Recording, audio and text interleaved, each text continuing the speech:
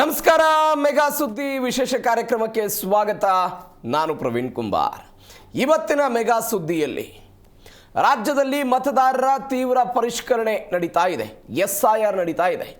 ಬಿಹಾರದಲ್ಲಾಯಿತು, ಪಶ್ಚಿಮ ಬಂಗಾಳದಲ್ಲಾಯಿತು, ತಮಿಳುನಾಡಲ್ಲಾಯಿತು, ಇದೀಗ ಕರ್ನಾಟಕದ ಸರದಿ. ಕರ್ನಾಟಕ ರಾಜ್ಯ ವಿಧಾನಸಭೆಗೆ 2028ರಲ್ಲಿ ಸಾರ್ವತ್ರಿಕ ಚುನಾವಣೆ ಇದೆ. ಅದಕ್ಕಿಂತ ಮೊದಲು ಕರ್ನಾಟಕದಲ್ಲಿ ಇದೀಗ SIR ಪ್ರಕ್ರಿಯೆ ನಡೀತಾ ಇದೆ. ಈ SIR ಪ್ರಕ್ರಿಯೆಗೆ ಶಾಲಾ ಶಿಕ್ಷಕರನ್ನ ಬಳಕೆ ಮಾಡಿಕೊಳ್ತಾ ಇರುವಂತಹ ವಿಚಾರ ಏನಿದೆ, ದೊಡ್ಡ ಮಟ್ಟದಲ್ಲಿ ಚರ್ಚೆಗೆ ಮತ್ತು ಸುದ್ದಿಗೂ ಕೂಡ ಗ್ರಾಸವಾಗ್ತಾ ಇರುವಂತಹ ವಿಚಾರ. ಒಂದು ಕಡೆ ಇತ್ತೀಚೆಗಷ್ಟೇ ಶಾಲೆಗಳು ಶುರುವಾಗಿದೆ, ಮತ್ತೊಂದು ಕಡೆ ಅವುಗಳ ಪಠ್ಯವನ್ನು ಮುಗಿಸಬೇಕಾದಂತಹ ಒತ್ತಡ ಶಾಲಾ ಶಿಕ್ಷಕ ಮತ್ತು ಶಿಕ್ಷಕಿಯರ ಮೇಲೆ ಇದೆ. ಅದರ ಜೊತೆಗೆ ಶಾಲೆಯ ಮುಗಿದ ನಂತರ ಈ SIR ಪ್ರಕ್ರಿಯೆಯಲ್ಲೂ ಕೂಡ ಭಾಗವಹಿಸಬೇಕಾದಂಥ ಅನಿವಾರ್ಯತೆಯೂ ಕೂಡ ಬಂದಿದೆ. ಹಾಗಾದರೆ ಶಿಕ್ಷಕರ ಮೇಲೆ ಆಗ್ತಾ ಇರುವಂತಹ ಹೊರೆ ಏನು? ಕೇವಲ SIR ಪ್ರಕ್ರಿಯೆ ಮಾತ್ರವಲ್ಲ, ಅದು ಬಿಸಿ ಊಟದ ಜವಾಬ್ದಾರಿಯಿಂದ ಹಿಡಿದು ಅನೇಕ ಮೊನ್ನೆ ನಡೆದಂತಹ ಜನಗಣತಿ, ಜಾತಿ ಗಣತಿ ವಿಚಾರಕ್ಕೆ ಸಂಬಂಧಪಟ್ಟಂತೆ ಎಲ್ಲ ಗಣತಿ ಕಾರ್ಯಗಳಲ್ಲೂ ಕೂಡ ಅವರನ್ನು ಬಳಕೆ ಮಾಡಿಕೊಳ್ತಾ ಇದ್ದಾರೆ. ಮತ್ತೊಂದು ಅಂಗನವಾಡಿ ಕಾರ್ಯಕರ್ತೆಯರು, ಆಶಾ ಕಾರ್ಯಕರ್ತೆಯರನ್ನು ಕೂಡ ಇದರಲ್ಲಿ ಬಳಕೆ ಮಾಡಿಕೊಳ್ತಾ ಇದ್ದಾರೆ. ಅವರು ಸಕ್ರಿಯವಾಗಿ ಅದರಲ್ಲಿ ತೊಡಗಿಸ್ಕೊಳ್ತಾ ಇರೋದು. ಆದರೆ ಅವರಿಗೆ ಕೆಲವೊಂದಿಷ್ಟು ಸಮಸ್ಯೆಗಳಾಗ್ತಾ ಇದೆ. ಅದು ತರಬೇತಿಯ ವಿಚಾರದಲ್ಲಾಗಿರ್ಬೋದು, ಅದಾದ ನಂತರ ಅವರಿಗೆ ಕೊಟ್ಟಿರುವಂತಹ ಫಾರ್ಮ್ಗಳನ್ನು ಫಿಲಪ್ ಮಾಡುವಂಥ ವಿಚಾರ ಆಗಿರ್ಬೋದು, ಬೆಂಗಳೂರಿನಂತಹ ಮಹಾನಗರಗಳಲ್ಲಿ ಮನೆಗಳನ್ನು ಹುಡುಕಿಕೊಂಡು ಹೋಗಿ ಅವರನ್ನು ಪತ್ತೆ ಹಚ್ಚಿ ಅದನ್ನು ಮಾಡುವಂತಹ ಕೆಲಸ ಇದೆಯಲ್ಲ, ದೊಡ್ಡ ಮಟ್ಟದ ಸಮಸ್ಯೆ ಆಗ್ತಾ ಇದೆ. ಹಾಗಾದರೆ ಏನಿದು ಗೊಂದಲ? ಏನು ಪರಿಹಾರವನ್ನು ಇದಕ್ಕೆ ತೆಗೆದುಕೊಳ್ಬೇಕಾಗಿತ್ತು? ಇದೇ ಇವತ್ತಿನ ಮೆಗಾ ಸುದ್ದಿಯ ವಿಶೇಷ. ಶಿಕ್ಷಕ ಮತ್ತು SIR ಗೊಂದಲ ಸವಾಲು.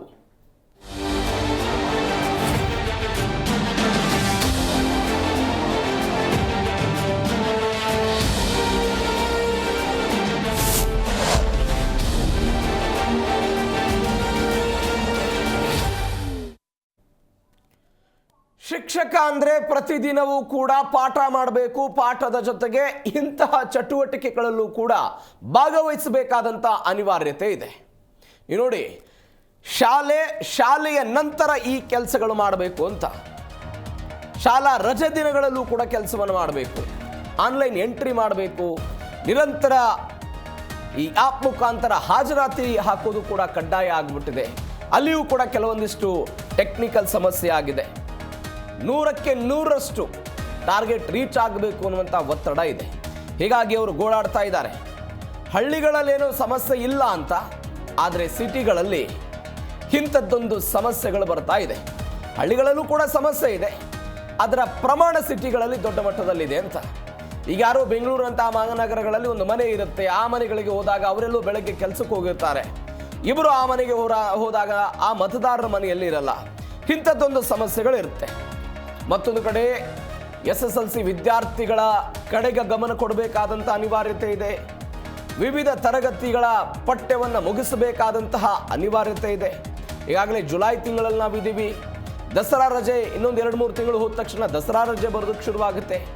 ಮತ್ತೊಂದು ಕಡೆ ಪ್ರತಿ ವರ್ಷ SSLC ಫಲಿತಾಂಶ ಬಂದಾಗ ಶಿಕ್ಷಕರ ಮೇಲೆ ಒತ್ತಡ ಬೀಳುತ್ತೆ. ಶಾಲಾ ಮಕ್ಕಳ ಒಟ್ಟಾರೆ ಪರ್ಸೆಂಟೇಜ್ ಜಾಸ್ತಿ ಆಗಬೇಕು ಎನ್ನುವಂಥ ಒತ್ತಡ ಸರ್ಕಾರದಿಂದ ಬರುತ್ತೆ, ಇಲಾಖೆಯ ಸಚಿವರುಗಳಿಂದ ಬರುತ್ತೆ, ಜಿಲ್ಲೆಯ DDPOಗಳಿಂದ ಬರುತ್ತೆ, ತಾಲೂಕಿನ BOಗಳಿಂದ ಕೂಡ ಬರುತ್ತೆ. ಆದರೆ ಇದೀಗ ಒನ್ಸ್ ಅಗೇನ್ ಅವರನ್ನು SIR ಪ್ರಕ್ರಿಯೆಗೆ ಬಳಸ್ಕೊಳ್ತಾ ಇರೋದ್ರಿಂದ ಇಂತಹ ಸಮಸ್ಯೆಗಳು ಆಗ್ತಾ ಇದೆ ಅಂತ ನಾವು ಅನೇಕ ಬಾರಿ ಚರ್ಚೆ ಮಾಡಿದ್ದೀವಿ ಇದೇ ಮೆಗಾ ಸುದ್ದಿಯಲ್ಲಿ. ಏನಂತ? ಇಡೀ ರಾಜ್ಯದಲ್ಲಿ ಶಿಕ್ಷಕರ ಕೊರತೆ ವಿಪರೀತವಾಗಿ ದೊಡ್ಡ ಮಟ್ಟದಲ್ಲಿದೆ ಅಂತ. ಈ ಶಿಕ್ಷಕರ ಕೊರತೆ ಇದ್ದಾಗಲೂ ಕೂಡ 59,050 ಸಿಬ್ಬಂದಿಗಳು, ಶಿಕ್ಷಕರು, ಅಂಗನವಾಡಿ ಕಾರ್ಯಕರ್ತೆಯರೆಲ್ಲ ಇದ್ದಾರೆ. ಇವರುಗಳನ್ನು ಮನೆಯ ಸಮೀಕ್ಷೆ ಕಾರ್ಯದಲ್ಲಿ ಪಾಲ್ಗೊಳಿಸೋದಕ್ಕೆ ಇವರನ್ನು ನೇಮಿಸಲಾಗಿರೋದು. ಕರ್ನಾಟಕ ರಾಜ್ಯದಲ್ಲಿ 5,54,32,314 ಜನ ಮತದಾರರಿದ್ದಾರೆ. ಹೆಚ್ಚು ಕಡಿಮೆ 5,54,00,000 ಅಂತ ನಾವು ರೌಂಡ್ ಅಂದ್ಕೊಂಡ್ರು ಕೂಡ ಅವರೆಲ್ಲರನ್ನ ಕೂಡಿ ಹೋಗಿ ಮನೆಗಳಿಗೆ ಕಡ್ಡಾಯವಾಗಿ ಭೇಟಿ ನೀಡಬೇಕು, ಮಾಹಿತಿಯನ್ನು ಸಂಗ್ರಹ ಮಾಡಬೇಕು ಅನ್ನೋದು ನಿಯಮ ಇದೆ.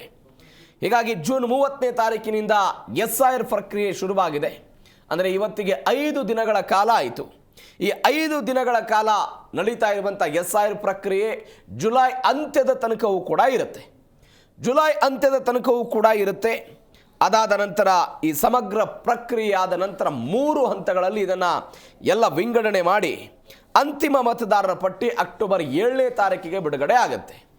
ಅಲ್ಲಿಯ ತನಕವೂ ಕೂಡ ಶಿಕ್ಷಕ ಮತ್ತು ಶಿಕ್ಷಕಿಯರು ಕರ್ತವ್ಯ ನಿಭಾಯಿಸಬೇಕಾದಂತಹ ಅನಿವಾರ್ಯತೆ ದೊಡ್ಡ ಮಟ್ಟದಲ್ಲಿದೆ. ಅನೇಕ ಜವಾಬ್ದಾರಿಗಳು ಶಿಕ್ಷಕರ ಮೇಲೆ ಇದೆ. ಇರೋದೇ ಬೆಳಗ್ಗೆ 9ವರೆಗೆ ಶಾಲೆ ಶುರುವಾದರೆ 4ವರೆಗೆ ಕ್ಲೋಸ್ ಆಗುತ್ತೆ. ಅದರಲ್ಲೂ ಸರ್ಕಾರಿ ಶಾಲೆಗಳು ಅಂತ ಹೇಳಿದರೆ ಪ್ರತಿನಿತ್ಯ 8 ಕ್ಲಾಸ್ಗಳು ನಡೀಬೇಕು ಅಂತ 8 ಕ್ಲಾಸ್ಗಳನ್ನು ನಡೆಸುವಷ್ಟರ ಸಮಯ ಶಿಕ್ಷಕರಿಗೆ ಇವತ್ತು ಸಿಗ್ತಾ ಇದೆಯಾ? ಯಾಕಂದರೆ ಅವರ ಮೇಲೆ ಪಾಠ ಹೇಳುವುದಕ್ಕಿಂತಲೂ ಕೂಡ ಅನ್ಯ ಜವಾಬ್ದಾರಿಗಳು ಹೆಚ್ಚಳ ಮಟ್ಟದಲ್ಲಿ ಬರ್ತಾ ಇದೆ ಅಂತ. ಈಗ ಮಕ್ಕಳಿಗೆ ಬಿಸಿ ಊಟ ಕೊಡ್ತಾರೆ, ಮೊಟ್ಟೆ ವಿತರಣೆ ಮಾಡಲಾಗುತ್ತೆ. ಆ ಮೊಟ್ಟೆ ಜವಾಬ್ದಾರಿಯನ್ನು ಕೂಡ ಶಿಕ್ಷಕರು ನೋಡ್ಕೊಳ್ಬೇಕಾದಂಥ ಅನಿವಾರ್ಯತೆ ಇದೆ. ಬಿಸಿ ಊಟದ ಜವಾಬ್ದಾರಿಯನ್ನು ಕೂಡ ಶಿಕ್ಷಕರು ನೋಡ್ಕೊಳ್ಬೇಕಾದಂಥ ಅನಿವಾರ್ಯತೆ ಇದೆ. ಹೀಗಾಗಿ ಶಿಕ್ಷಕ ಸಮುದಾಯ ಹೇಳ್ತಾ ಇದೆ, ಇದಕ್ಕೊಂದು ಪರ್ಯಾಯ ವ್ಯವಸ್ಥೆಯನ್ನು ಮಾಡಬೇಕು. ಬೇರೆ ಬೇರೆ ಇಲಾಖೆಯ ಅಧಿಕಾರಿಗಳು ನೌಕರರು ಏನಿದ್ದಾರೆ, ಅದು ಕೃಷಿ ಇಲಾಖೆಯವರಾಗಿರ್ಬೋದು, ಗ್ರಾಮ ಲೆಕ್ಕಾಧಿಕಾರಿಗಳಾಗಿರ್ಬೋದು, ಬೇರೆ ಬೇರೆ ಇಲಾಖೆಯವರು ಏನಿದ್ದಾರೆ ಅವರನ್ನು ಇದಕ್ಕೆ ಬಳಕೆ ಮಾಡಿಕೊಳ್ಬೇಕು ಅಂತ. ಒಂದು ನಾವಿಲ್ಲಿ ಗಮನಿಸಬೇಕಾದಂತಹ ಸಂಗತಿ ಅಂತ ಹೇಳಿದರೆ, ಶಿಕ್ಷಕರ ಕೊರತೆಯನ್ನು ನೀಗಿಸಬೇಕು ಅನ್ನೋ ಕಾರಣಕ್ಕಾಗಿಯೇ ಅತಿಥಿ ಶಿಕ್ಷಕರ ನೇಮಕವನ್ನು ಮಾಡಿಕೊಳ್ಳುತ್ತೆ ಪ್ರತಿ ವರ್ಷ ಸರ್ಕಾರ. ಆದರೆ ಅತಿಥಿ ಶಿಕ್ಷಕರ ನೇಮಕ ಆದಾಗಲೂ ಕೂಡ ಮತ್ತೆ ಈ ರೀತಿಯಾದಂತಹ ಕೊರತೆ ಇವತ್ತು ಉಂಟಾಗ್ತಾ ಇದೆ.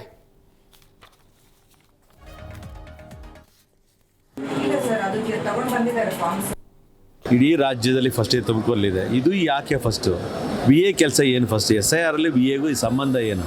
6ವರೆಗೆ ಯಾಕೆ ಹೋಗಬೇಕು? ನಂದು ಎರಡೇ ಪ್ರಶ್ನೆ ನನಗೆ. ನೀವು ಯಾಕೆ 6ವರೆಗೆ ಕಳಿಸಿದ್ರಿ? ರಾತ್ರಿ 9 ಗಂಟೆ ಮೀಟಿಂಗ್ ಮಾಡಿದ್ರಿ ಅಂತ ಗೊತ್ತಾಯ್ತು ನನಗೆ. ಬೆಳಿಗ್ಗೆ ಯಾಕೆ 6ವರೆಗೆ ಹೋಗಬೇಕು? ಹಳ್ಳಿ ಕಡೆ ಎದ್ದೇಳೋದು ಬೇಡವಾ? ಅವರು ದನ ಕಟ್ಟೋದು ಬೇಡವಾ? ಹಾಲು ಕರಿಯೋದು ಬೇಡವಾ? ತೋಟ ಅವ್ರು ಏನು ಕೆಲಸ ಇರೋಲ್ಲ. 6ವರೆಗೆ ನಾವು ಹೋಗಿ ಏನು ಮಾಡಬೇಕು? ಇನ್ನೂ ಟೈಮ್ ಐತಲ್ಲ. ಇವತ್ತು ಏನು 4ನೇ ತಾರೀಕು 5ನೇ ತಾರೀಕು ಇವತ್ತು ಈ 30ಕ್ಕೆ ಎಂಡಿರೋದು SIR ಮಾಡೋದಕ್ಕೆ. ಫಸ್ಟು BLO ಕೊಡ್ತಾರೆ, 2 ಸಲ ಹೋಗ್ತಾರೆ, 3 ಸಲ ಹೋಗ್ತಾರೆ BLO ಮನೆಗೆ. ಬಿ ಎದು ಏನು ಕೆಲಸ? ಬಿ ಎ ಏನು ಮಾಡಬೇಕು? ಅಸಿಸ್ಟ್ ನಾವು ನೋಡ್ತೀವಿ ಯಾವ್ದು ಮಾಡಿಲ್ಲ ಅಂತ. ಫಸ್ಟ್ ಡೇನೇ ಪ್ರೋ ತೋರ್ಸೋಕ್ಕಾಗುತ್ತೆ ಅಲ್ರಿ? ಅಲ್ಲ, ಇವರು ಎಲ್ಲಿ ಯಾವ ಏನು ನಮ್ಮ ಗೂಳೂರು ಬಳಿಲಿ VA ಆಗಿದ್ದರು. VAಗೆ ಒಂದೇ ಬೂತ್ ಇದ್ದಿದ್ದು, ಒಂದೇ ಬೂತು. ಆ ಬೂತು ನೋಡೋಕೆ ಹೋಗ್ಬೇಕಾಗಿತ್ತು. ಫೋಟೋ ಹಾಕಿ ಅಂತ ಹೇಳಿದ್ರು ಬೆಳಗ್ಗೆನೇ 7 ಗಂಟೆಗೆ 6ವರೆಗೆ ಫೋಟೋ ಹಾಕಿ ಅಂತಾರೆ ಹೋಗ್ಬಿಟ್ಟು. ಅದು ಏನು ಎಂಥ ಫೋಟೋ? ಅದು GPS ಫೋಟೋ. GPS ಫೋಟೋ ಹಾಕಿ ಅಂತಾರೆ. GPS ಫೋಟೋ ಹಾಕಿ ತಗೊಂಡು ಎಲ್ಲಿ ಕೊಡ್ತೀರಿ ತಗೊಂಡೋಗಿ? ಈಗ ಸಾವು ಆಗ್ತದೆ. ನನಗೆ ಗೊತ್ತಿಲ್ಲ, ನನಗೆ ಅದೇನು ಇದು ಅಂತಾರೆ, ನನಗೆ ಡೇಂಜರ್ ಅಂತ ಹೇಳ್ತಾರೆ. ನಾಳೆ ಆ ಮನೆಯವರಿಗೆ ಯಾರು ಹೊಣೆ ಸರ್? ಇಷ್ಟು ಜನ VA ಇದೆಲ್ಲ ಯಂಗ್ಸ್ಟರ್ಸ್ VAಗಳು ಇರೋದಿಲ್ಲ ಸರ್. ಇದು ಯಾರು ಹೊಣೆ ಸರ್? ಇದಕ್ಕೆ ಜಿಲ್ಲಾಡಳಿತ ಹೊಣೆ. ಇದಕ್ಕೆ ಯಾರು ಬೇರೆಯವರಲ್ಲ. ಏನು ನಿಮ್ಮ ಟಾರ್ಗೆಟ್ ಏನು? ನಿಮ್ದು ಏನು ಪ್ರಶಸ್ತಿ ಬೇಕು? ಯಾವ ರ್ಯಾಂಕ್ ಸರ್? ನೋಡಿ, ಹಿಂದೆ ಸರ್ಕಾರಗಳಿದ್ದು ಭೌತಿಕ ಖಾತೆ ಮಾಡಿಲ್ವಾ? SIR ಮಾಡಿಲ್ವಾ? ಚುನಾವಣೆ ಮಾಡಿಲ್ವಾ? ನಾವು ಖಾತೆ ಮಾಡ್ಕೊಟ್ಟಿಲ್ವಾ? ಜನರಲ್ ಕೆಲಸ ಮಾಡಿಲ್ವಾ? ಮಾಡಿದ್ರೆ ಇಷ್ಟಕ್ಕೆ ಬಂದಿದೆಯಾ? ಸ್ವತಂತ್ರ ಬಂದರಿಂದ ರೆವಿನ್ಯೂ ಡಿಪಾರ್ಟ್ಮೆಂಟ್ ಇಲ್ವೇನ್ರಿ? ಪೂರ್ವ ಇಲಾಖೆ ಇದೆ ರೀ. ಇದು ಮಾಡಿಲ್ವೇನ್ರಿ? ನಾನು ಮಾಡಿದ್ದು 36 ವರ್ಷ ಸರ್ವಿಸ್ ಮಾಡಿದ್ದೀನಿ ರೀ. ಏನು ತೊಂದರೆ ಆಗೈತೆ ರೀ ಜನಗಳಿಗೆ ನಮ್ಮಿಂದ? ಖಾತೆ ಮಾಡಿ ನೀವು ಭೌತಿಕ ಖಾತೆ ಮಾಡ್ತಾ ಇದ್ದೀವಲ್ಲ, ಅವ್ರು ಬೇಕಾದ್ರೆ ಮಾಡಿಸ್ಕೊತಾರೆ. ಬಂದು ನನಗೆ ಖಾತೆ ಬೇಕು, ನಾನು ಬಂದು ಅರ್ಜಿ ಕೊಡ್ತಾರೆ. ಇದೇ ವಿಚಾರದ ಬಗ್ಗೆ ಇವತ್ತು ಮಾತನಾಡ್ತಾ ಹೋಗೋಣ. ಹಲವು ಜನ ಅತಿಥಿಗಳು ಕೂಡ ನಮ್ಮನ್ನು ಜಾಯ್ನ್ ಆಗಿದ್ದಾರೆ. ಶಿಕ್ಷಣ ತಜ್ಞರಾಗಿರುವಂತಹ ರಾಜಶೇಖರ್ ಅವರು ನಮ್ಮ ಜೊತೆ ಇದ್ದಾರೆ. ಸರ್ ನಮಸ್ಕಾರ, ಕಾರ್ಯಕ್ರಮಕ್ಕೆ ಸ್ವಾಗತ. ಮತ್ತೊಂದು ಕಡೆ ಚಿಂತಕರಾಗಿರುವಂತಹ ಶಶಿಕಾಂತ್ ಯಡ್ಡಳ್ಳಿ ಅವರಿದ್ದಾರೆ. ನಮಸ್ಕಾರ, ಕಾರ್ಯಕ್ರಮಕ್ಕೆ ಸ್ವಾಗತ ನಿಮಗೂ ಕೂಡ. ರಾಜಶೇಖರ್ ಸರ್, ಶಿಕ್ಷಕರನ್ನು ಇವತ್ತು SIR ಪ್ರಕ್ರಿಯೆಗೆ ಅಳವಡಿಸಲಾಗಿದೆ. ನಾನು ಆವಾಗಲೇ ಹೇಳಿದಾಗ ಒಂದು ಜವಾಬ್ದಾರಿ ಇಲ್ಲ, ಬೇರೆ ಬೇರೆ ಜವಾಬ್ದಾರಿಗಳಿದೆ. ಇದು ಎಷ್ಟು ಒತ್ತಡವನ್ನು ಹಾಕುತ್ತೆ ಶಿಕ್ಷಕರಿಗೆ? ಭಾಳ ಒತ್ತಡ ಸರ್. ಈಗ ನೋಡಿ, ಈಗ SIR ಪ್ರಕ್ರಿಯೆ ಪ್ರಾರಂಭ ಆಗಿದೆ. ಈಗ 2 ತಿಂಗಳಿಗೆ ಮುಂಚೆ ಮ್ಯಾಪಿಂಗ್ ಕೆಲಸ ಕೊಟ್ಟಿದ್ರು.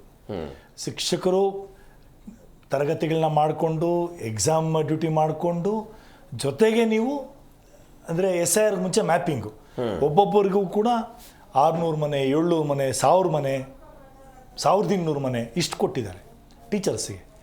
ನಮ್ಮ ಸ್ನೇಹಿತರ ಹಲವಾರು ಜನ ಟೀಚರ್ಸ್ಗಳು ಎಷ್ಟು ಕಷ್ಟಪಡ್ತಾರೆ, ಎಷ್ಟು ಒತ್ತಡ ಇದೆ ಅಂದರೆ, ನೀವು ಪಾಠನೂ ಮಾಡಬೇಕು, ಈ ಕೆಲಸನೂ ಮಾಡಬೇಕು, ಹಿಂಗಾಗ್ತದೆ. ಆಮೇಲೆ ಇವಾಗಲೇ ಹೇಳ್ತಾ ಇದ್ರಿ, ಇವತ್ತು ನಮ್ಮ ಶಾಲೆಗಳಲ್ಲಿ ಶಿಕ್ಷಕರ ಸಂಖ್ಯೆನೇ ಭಾಳ ಕೊರತೆ ಇದೆ.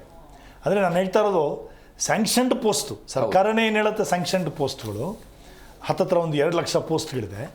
ಅದರಲ್ಲಿ ಸರಿಸುಮಾರು 62,000 ಪೋಸ್ಟ್ಗಳು ಖಾಲಿ ಬಿದ್ದಿವೆ. ಹೀಗಿರ್ಬೇಕಾದ್ರೆ ಈಗ ಇರೋ ಶಿಕ್ಷಕರೇ ಕಡಿಮೆ. ಹೌದು. ಆ ಶಿಕ್ಷಕರಿಗೂ ನೀವು ಇದನ್ನು ಹೊರೆ ಹಾಕಿದ್ರೆ ಭಾಳ ದೊಡ್ಡ ಹೊರೆ ಆಗುತ್ತೆ. ಇದು ನಗರ ಪ್ರದೇಶಗಳಲ್ಲೂ ಸಮಸ್ಯೆ ಇದೆ, ಗ್ರಾಮೀಣ ಪ್ರದೇಶದಲ್ಲೂ ಭಾಳ ಸಮಸ್ಯೆ ಇದೆ. ಗ್ರಾಮೀಣ ಪ್ರದೇಶದಲ್ಲೂ ಎಲ್ಲ ಯಾರು ಮನೆ ಸುಮ್ಮನೆ ಕೂತಿರಲ್ಲ. BLOಗಳು ಬರ್ತಾರೆ, ನಾವು SIR ಫಾರಮ್ ತುಂಬಬೇಕು ಅಂದ್ಬಿಟ್ಟು ಯಾರೂ ಕೂತಿರೋದಿಲ್ಲ. ಮೊಟ್ಟ ಮೊದಲನೇದಾಗಿ ನನ್ನ ಪ್ರಶ್ನೆ, ಈ ಪ್ರಮಾಣದಲ್ಲಿ SIR ಏನು ಮಾಡ್ತಿದ್ದಾರೆ, ಎಂಥ ಹುಚ್ಚಲ್ಲ ಇದು, ಇದೇ ಬೇಕಿರಲಿಲ್ಲ ಇದು. ಈಗ ಬೇರೆ ಬೇರೆ ರಾಜ್ಯಗಳೆಲ್ಲ ನಾವು ನೋಡ್ತಾ ಇದ್ದೀವಲ್ಲ SIR ಮಾಡಿದ್ದು, ಏನಾಗಿದೆ ಹೇಳಿ? ಅದು ಅತ್ಯಂತ ರಾಜಕೀಯ ಪ್ರೇರಿತ ಆಗಿದೆ ಇದು. SIR ಮಾಡಿರೋದು ಬಂಗಾಳದಲ್ಲಿ 1 ಕೋಟಿ ವೋಟರ್ಗಳನ್ನು ಡಿಲೀಟ್ ಮಾಡೋದು. ಇದು ಜನಗಳು ಇವತ್ತು ಹೇಳ್ತಾ ಇರೋದು, ಇದು ಸ್ಪೆಷಲ್ ಇಂಟೆನ್ಸಿವ್ ರಿವಿಷನ್ ಅಲ್ಲ, ಇದು ಸ್ಪೆಷಲ್ ಇಂಟೆನ್ಸಿವ್ ರಿಮೂವಲ್ ಆಗಿದೆ. ಎಲ್ಲರೂ ಮತದಾರರನ್ನ ಅಲ್ಲ, ಅದು ರಾಜಕಾರಣ ಏನೇ ಇರಲಿ ಸರ್, ಆರೋಪ ಪ್ರತ್ಯಾರೋಪ ಆ ವಿಚಾರದ ಬಗ್ಗೆ ನಾವು ಮಾತನಾಡೋದು ಬೇಡ.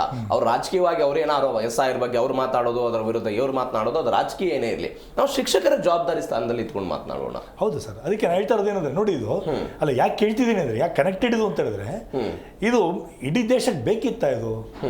ಈಗ ನೋಡಿ ದೊಡ್ಡ ಸಮಸ್ಯೆ ನೋಡಿ ನೆಕ್ಸ್ಟ್ ಏನಾಗ್ತದೆ ಅಂದ್ರೆ, ಈಗ ಬಹುಶಃ ನಿಮ್ಮ ಅನುಭವಕ್ಕೂ ಬಂದಿರುತ್ತೆ ಅನ್ಸುತ್ತೆ.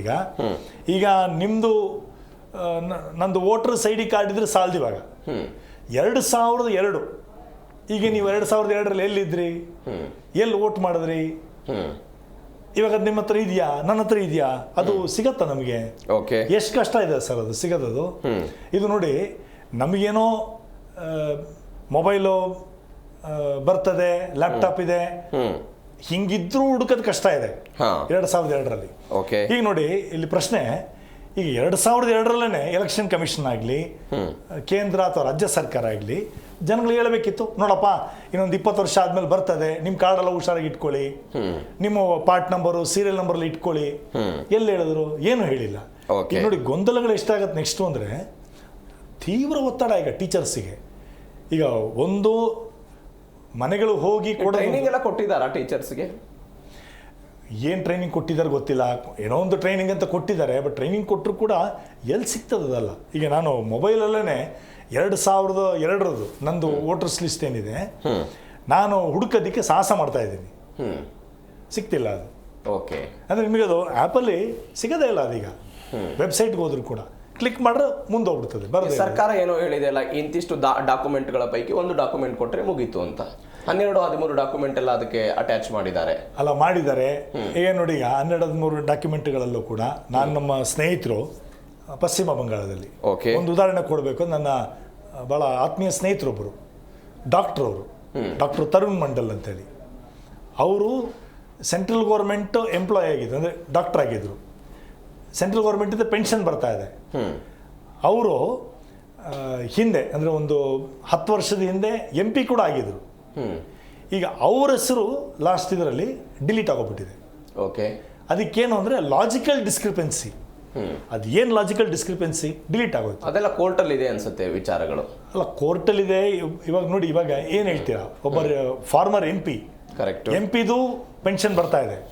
ಸೆಂಟ್ರಲ್ ಗೌರ್ಮೆಂಟ್ ಡಾಕ್ಟರ್, ಅವರು ಈಸ್ ಎ ಮೆಡಿಕಲ್ ಡಾಕ್ಟರ್, ಅದು ಪೆನ್ಷನ್ ಬರ್ತಿದೆ. ಅವರು ಪ್ರೆಸಿಡೆಂಟ್ ಆಫ್ ಇಂಡಿಯಾಗೆ ಬರೆದಾರೆ, ಚೀಫ್ ಎಲೆಕ್ಷನ್ ಕಮಿಷನರ್ ಬರೆದಿದ್ದಾರೆ, ಆಮೇಲೆ ಚೀಫ್ ಜಸ್ಟಿಸ್ಗೂ ಬರೆದಿದ್ದಾರೆ. ಇಲ್ಲಿ ತನಕ ನ್ಯಾಯ ಸಿಕ್ಕಿಲ್ಲ, ಮನೆ ಓಟು ಹಾಕಿಲ್ಲ ಅವರು, ನಮ್ಮ ಸ್ನೇಹಿತರು. ಇಂಥ ಪ್ರಕರಣ ಇದ್ದಾಗ ಶಿಕ್ಷಕರಿಗೆ ಅದನ್ನು ನಿಭಾಯಿಸೋದು ಕಷ್ಟ ಆಗುತ್ತೆ ಭಾಳ ಗ್ರೌಂಡ್ ಲೆವೆಲಲ್ಲಿ. ನೋಡಿ, ಈಗ ನೆಕ್ಸ್ಟ್ ಶಿಕ್ಷಕರ ಮನೆಗೆ ಹೋದಾಗ ಕೇಳ್ತಾರೆ, ಇದು ಹೆಂಗ್ರಿ ಫಾರಮ್ ತುಂಬೋದು? ನೀವು ನೋಡಿದೀರ ಅನ್ಸುತ್ತೆ ಫಾರಮ್. ಕರೆಕ್ಟ್. ಈಗ ಬರೇ ನಂದು ದಾಖಲೆ ಕೊಟ್ಟರೆ ಸಾಲದು, ನಮ್ಮ ಅಪ್ಪಂದು ಕೊಡಬೇಕು, ನಮ್ಮ ತಾತಂದು ಕೊಡಬೇಕು. ಹೆಂಗೆ ಕೊಡೋಕ್ಕಾಗ್ತದೆ? ಯಾರ ಹತ್ರ ಇದೆ ಅದು? ಶಶಿಕಾಂತ್, ಎಷ್ಟು ಅದಕ್ಕೆ ನೋಡಿ ಎಷ್ಟು ಹೊರೆ ಇದೆ ಅಂದರೆ, ಪಾಪ ಎಷ್ಟೋ ಕಡೆ ಟೀಚರ್ಸು ಆ ಒತ್ತಡ ತಡೆಯೋಕ್ಕಾಗ್ದಿರಿ ಎಷ್ಟು ಜನ ಸತ್ರಲ್ಲ, ಪ್ರಾಣ ಕಳ್ಕೊಂಡ್ರಲ್ಲ.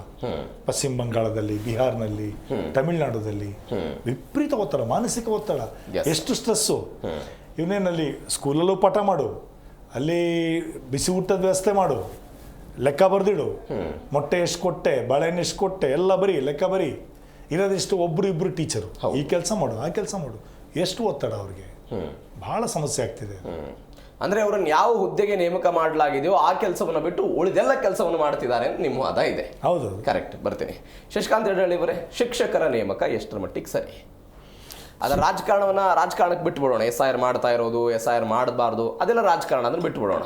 ಶಿಕ್ಷಕರ ವಿಚಾರದ ಬಗ್ಗೆ ಮಾತನಾಡೋಣ. ಶಿಕ್ಷಕರು, ಅಂಗನವಾಡಿಯಲ್ಲಿ ಕೆಲಸ ಮಾಡೋರು, ಆಶಾ ಕಾರ್ಯಕರ್ತೆಯರು, ಇವರು ಎಲ್ಲರನ್ನೂ ಸಹಿತ ಸರ್ಕಾರ ಒಂದು ಟೂಲಾಗಿ ಬಳಸ್ತಾ ಇದೆ. ಅವ್ರದ್ದು ಏನೇ ಸಮೀಕ್ಷೆ ಇರಲಿ, ಜಾತಿ ಗಣತಿ ಇರಲಿ ಅಥವಾ ಜನಗಣತಿ ಇರಲಿ, ಎಲ್ಲದಕ್ಕೂ ಸಹಿತ ಇವರೇ ಬೇಕು ಅಂತ ಹೇಳ್ತಾ ಇದ್ದಾರೆ. ಕನ್ನಡ ಶಾಲೆಗಳ ಶಿಕ್ಷಕರನ್ನ ಬಳಸ್ಕೊಳ್ತಾ ಇದ್ದಾರೆ. ನನಗೆ ಶಿಕ್ಷಕರ ಬಗ್ಗೆ ಒಂದು ಅನುಕಂಪ ಇದೆ. ಹೆಚ್ಚು ಕೆಲಸ ತೆಗೆದುಕೊಳ್ತಾ ಇದ್ದಾರೆ ಅಂತಬಿಟ್ಟು, ಆದರೆ ಅದಕ್ಕಿಂತ ಹೆಚ್ಚು ಅನುಕಂಪ ಇರೋದು ನನಗೆ ಆ ಮಕ್ಕಳ ಬಗ್ಗೆ. ಯಾಕೆ ಅಂತಂದರೆ ಶಿಕ್ಷಕರಿಗೆ ಈಗ ಏನು ಕಡಿಮೆ ಸಂಬಳ ಇಲ್ಲ. ಒಬ್ಬೊಬ್ರಿಗೂ 70,000 80,000 1 ಲಕ್ಷ ರೂಪಾಯಿ ಇದೆ. ಅಂದರೆ ಅವ್ರು ಏನೇ ಕೆಲಸ ಮಾಡಿದರೂ ಸಹಿತ 7 ಗಂಟೆ 6 ಗಂಟೆ ಕೆಲಸ ಮಾಡಿದರೆ 8 ಗಂಟೆ ಕೆಲಸ ಮಾಡಿದರೆ ಅದಕ್ಕೆ ಹೆಚ್ಚು ಸಂಬಳ ಸಿಕ್ಕುತ್ತೆ. ಅವರ ಲೈಫ್ ಸೆಕ್ಯೂರ್ಡ್ ಆಗಿದೆ. ಇದು ಅದು ಯಾವುದೋ ಒಂದು ಕೆಲಸ ಮಾಡ್ತಾರೆ. ಆದರೆ ಇವರು ಹೆಚ್ಚಾಗಿ ಮಕ್ಕಳಿಗೆ ಪಾಠ ಹೇಳಲಿಕ್ಕೆ ಹೆಚ್ಚು ಕಾನ್ಸಂಟ್ರೇಟ್ ಮಾಡೋಕ್ಕೆ ಸಾಧ್ಯ ಆಗ್ತಾ ಇಲ್ಲ. ಇಂಥ ಸಂದರ್ಭದಲ್ಲಿ ಮಕ್ಕಳು ವಿದ್ಯಾಭ್ಯಾಸದಿಂದ ದೂರ ಆಗ್ತಾ ಇದ್ದಾರೆ.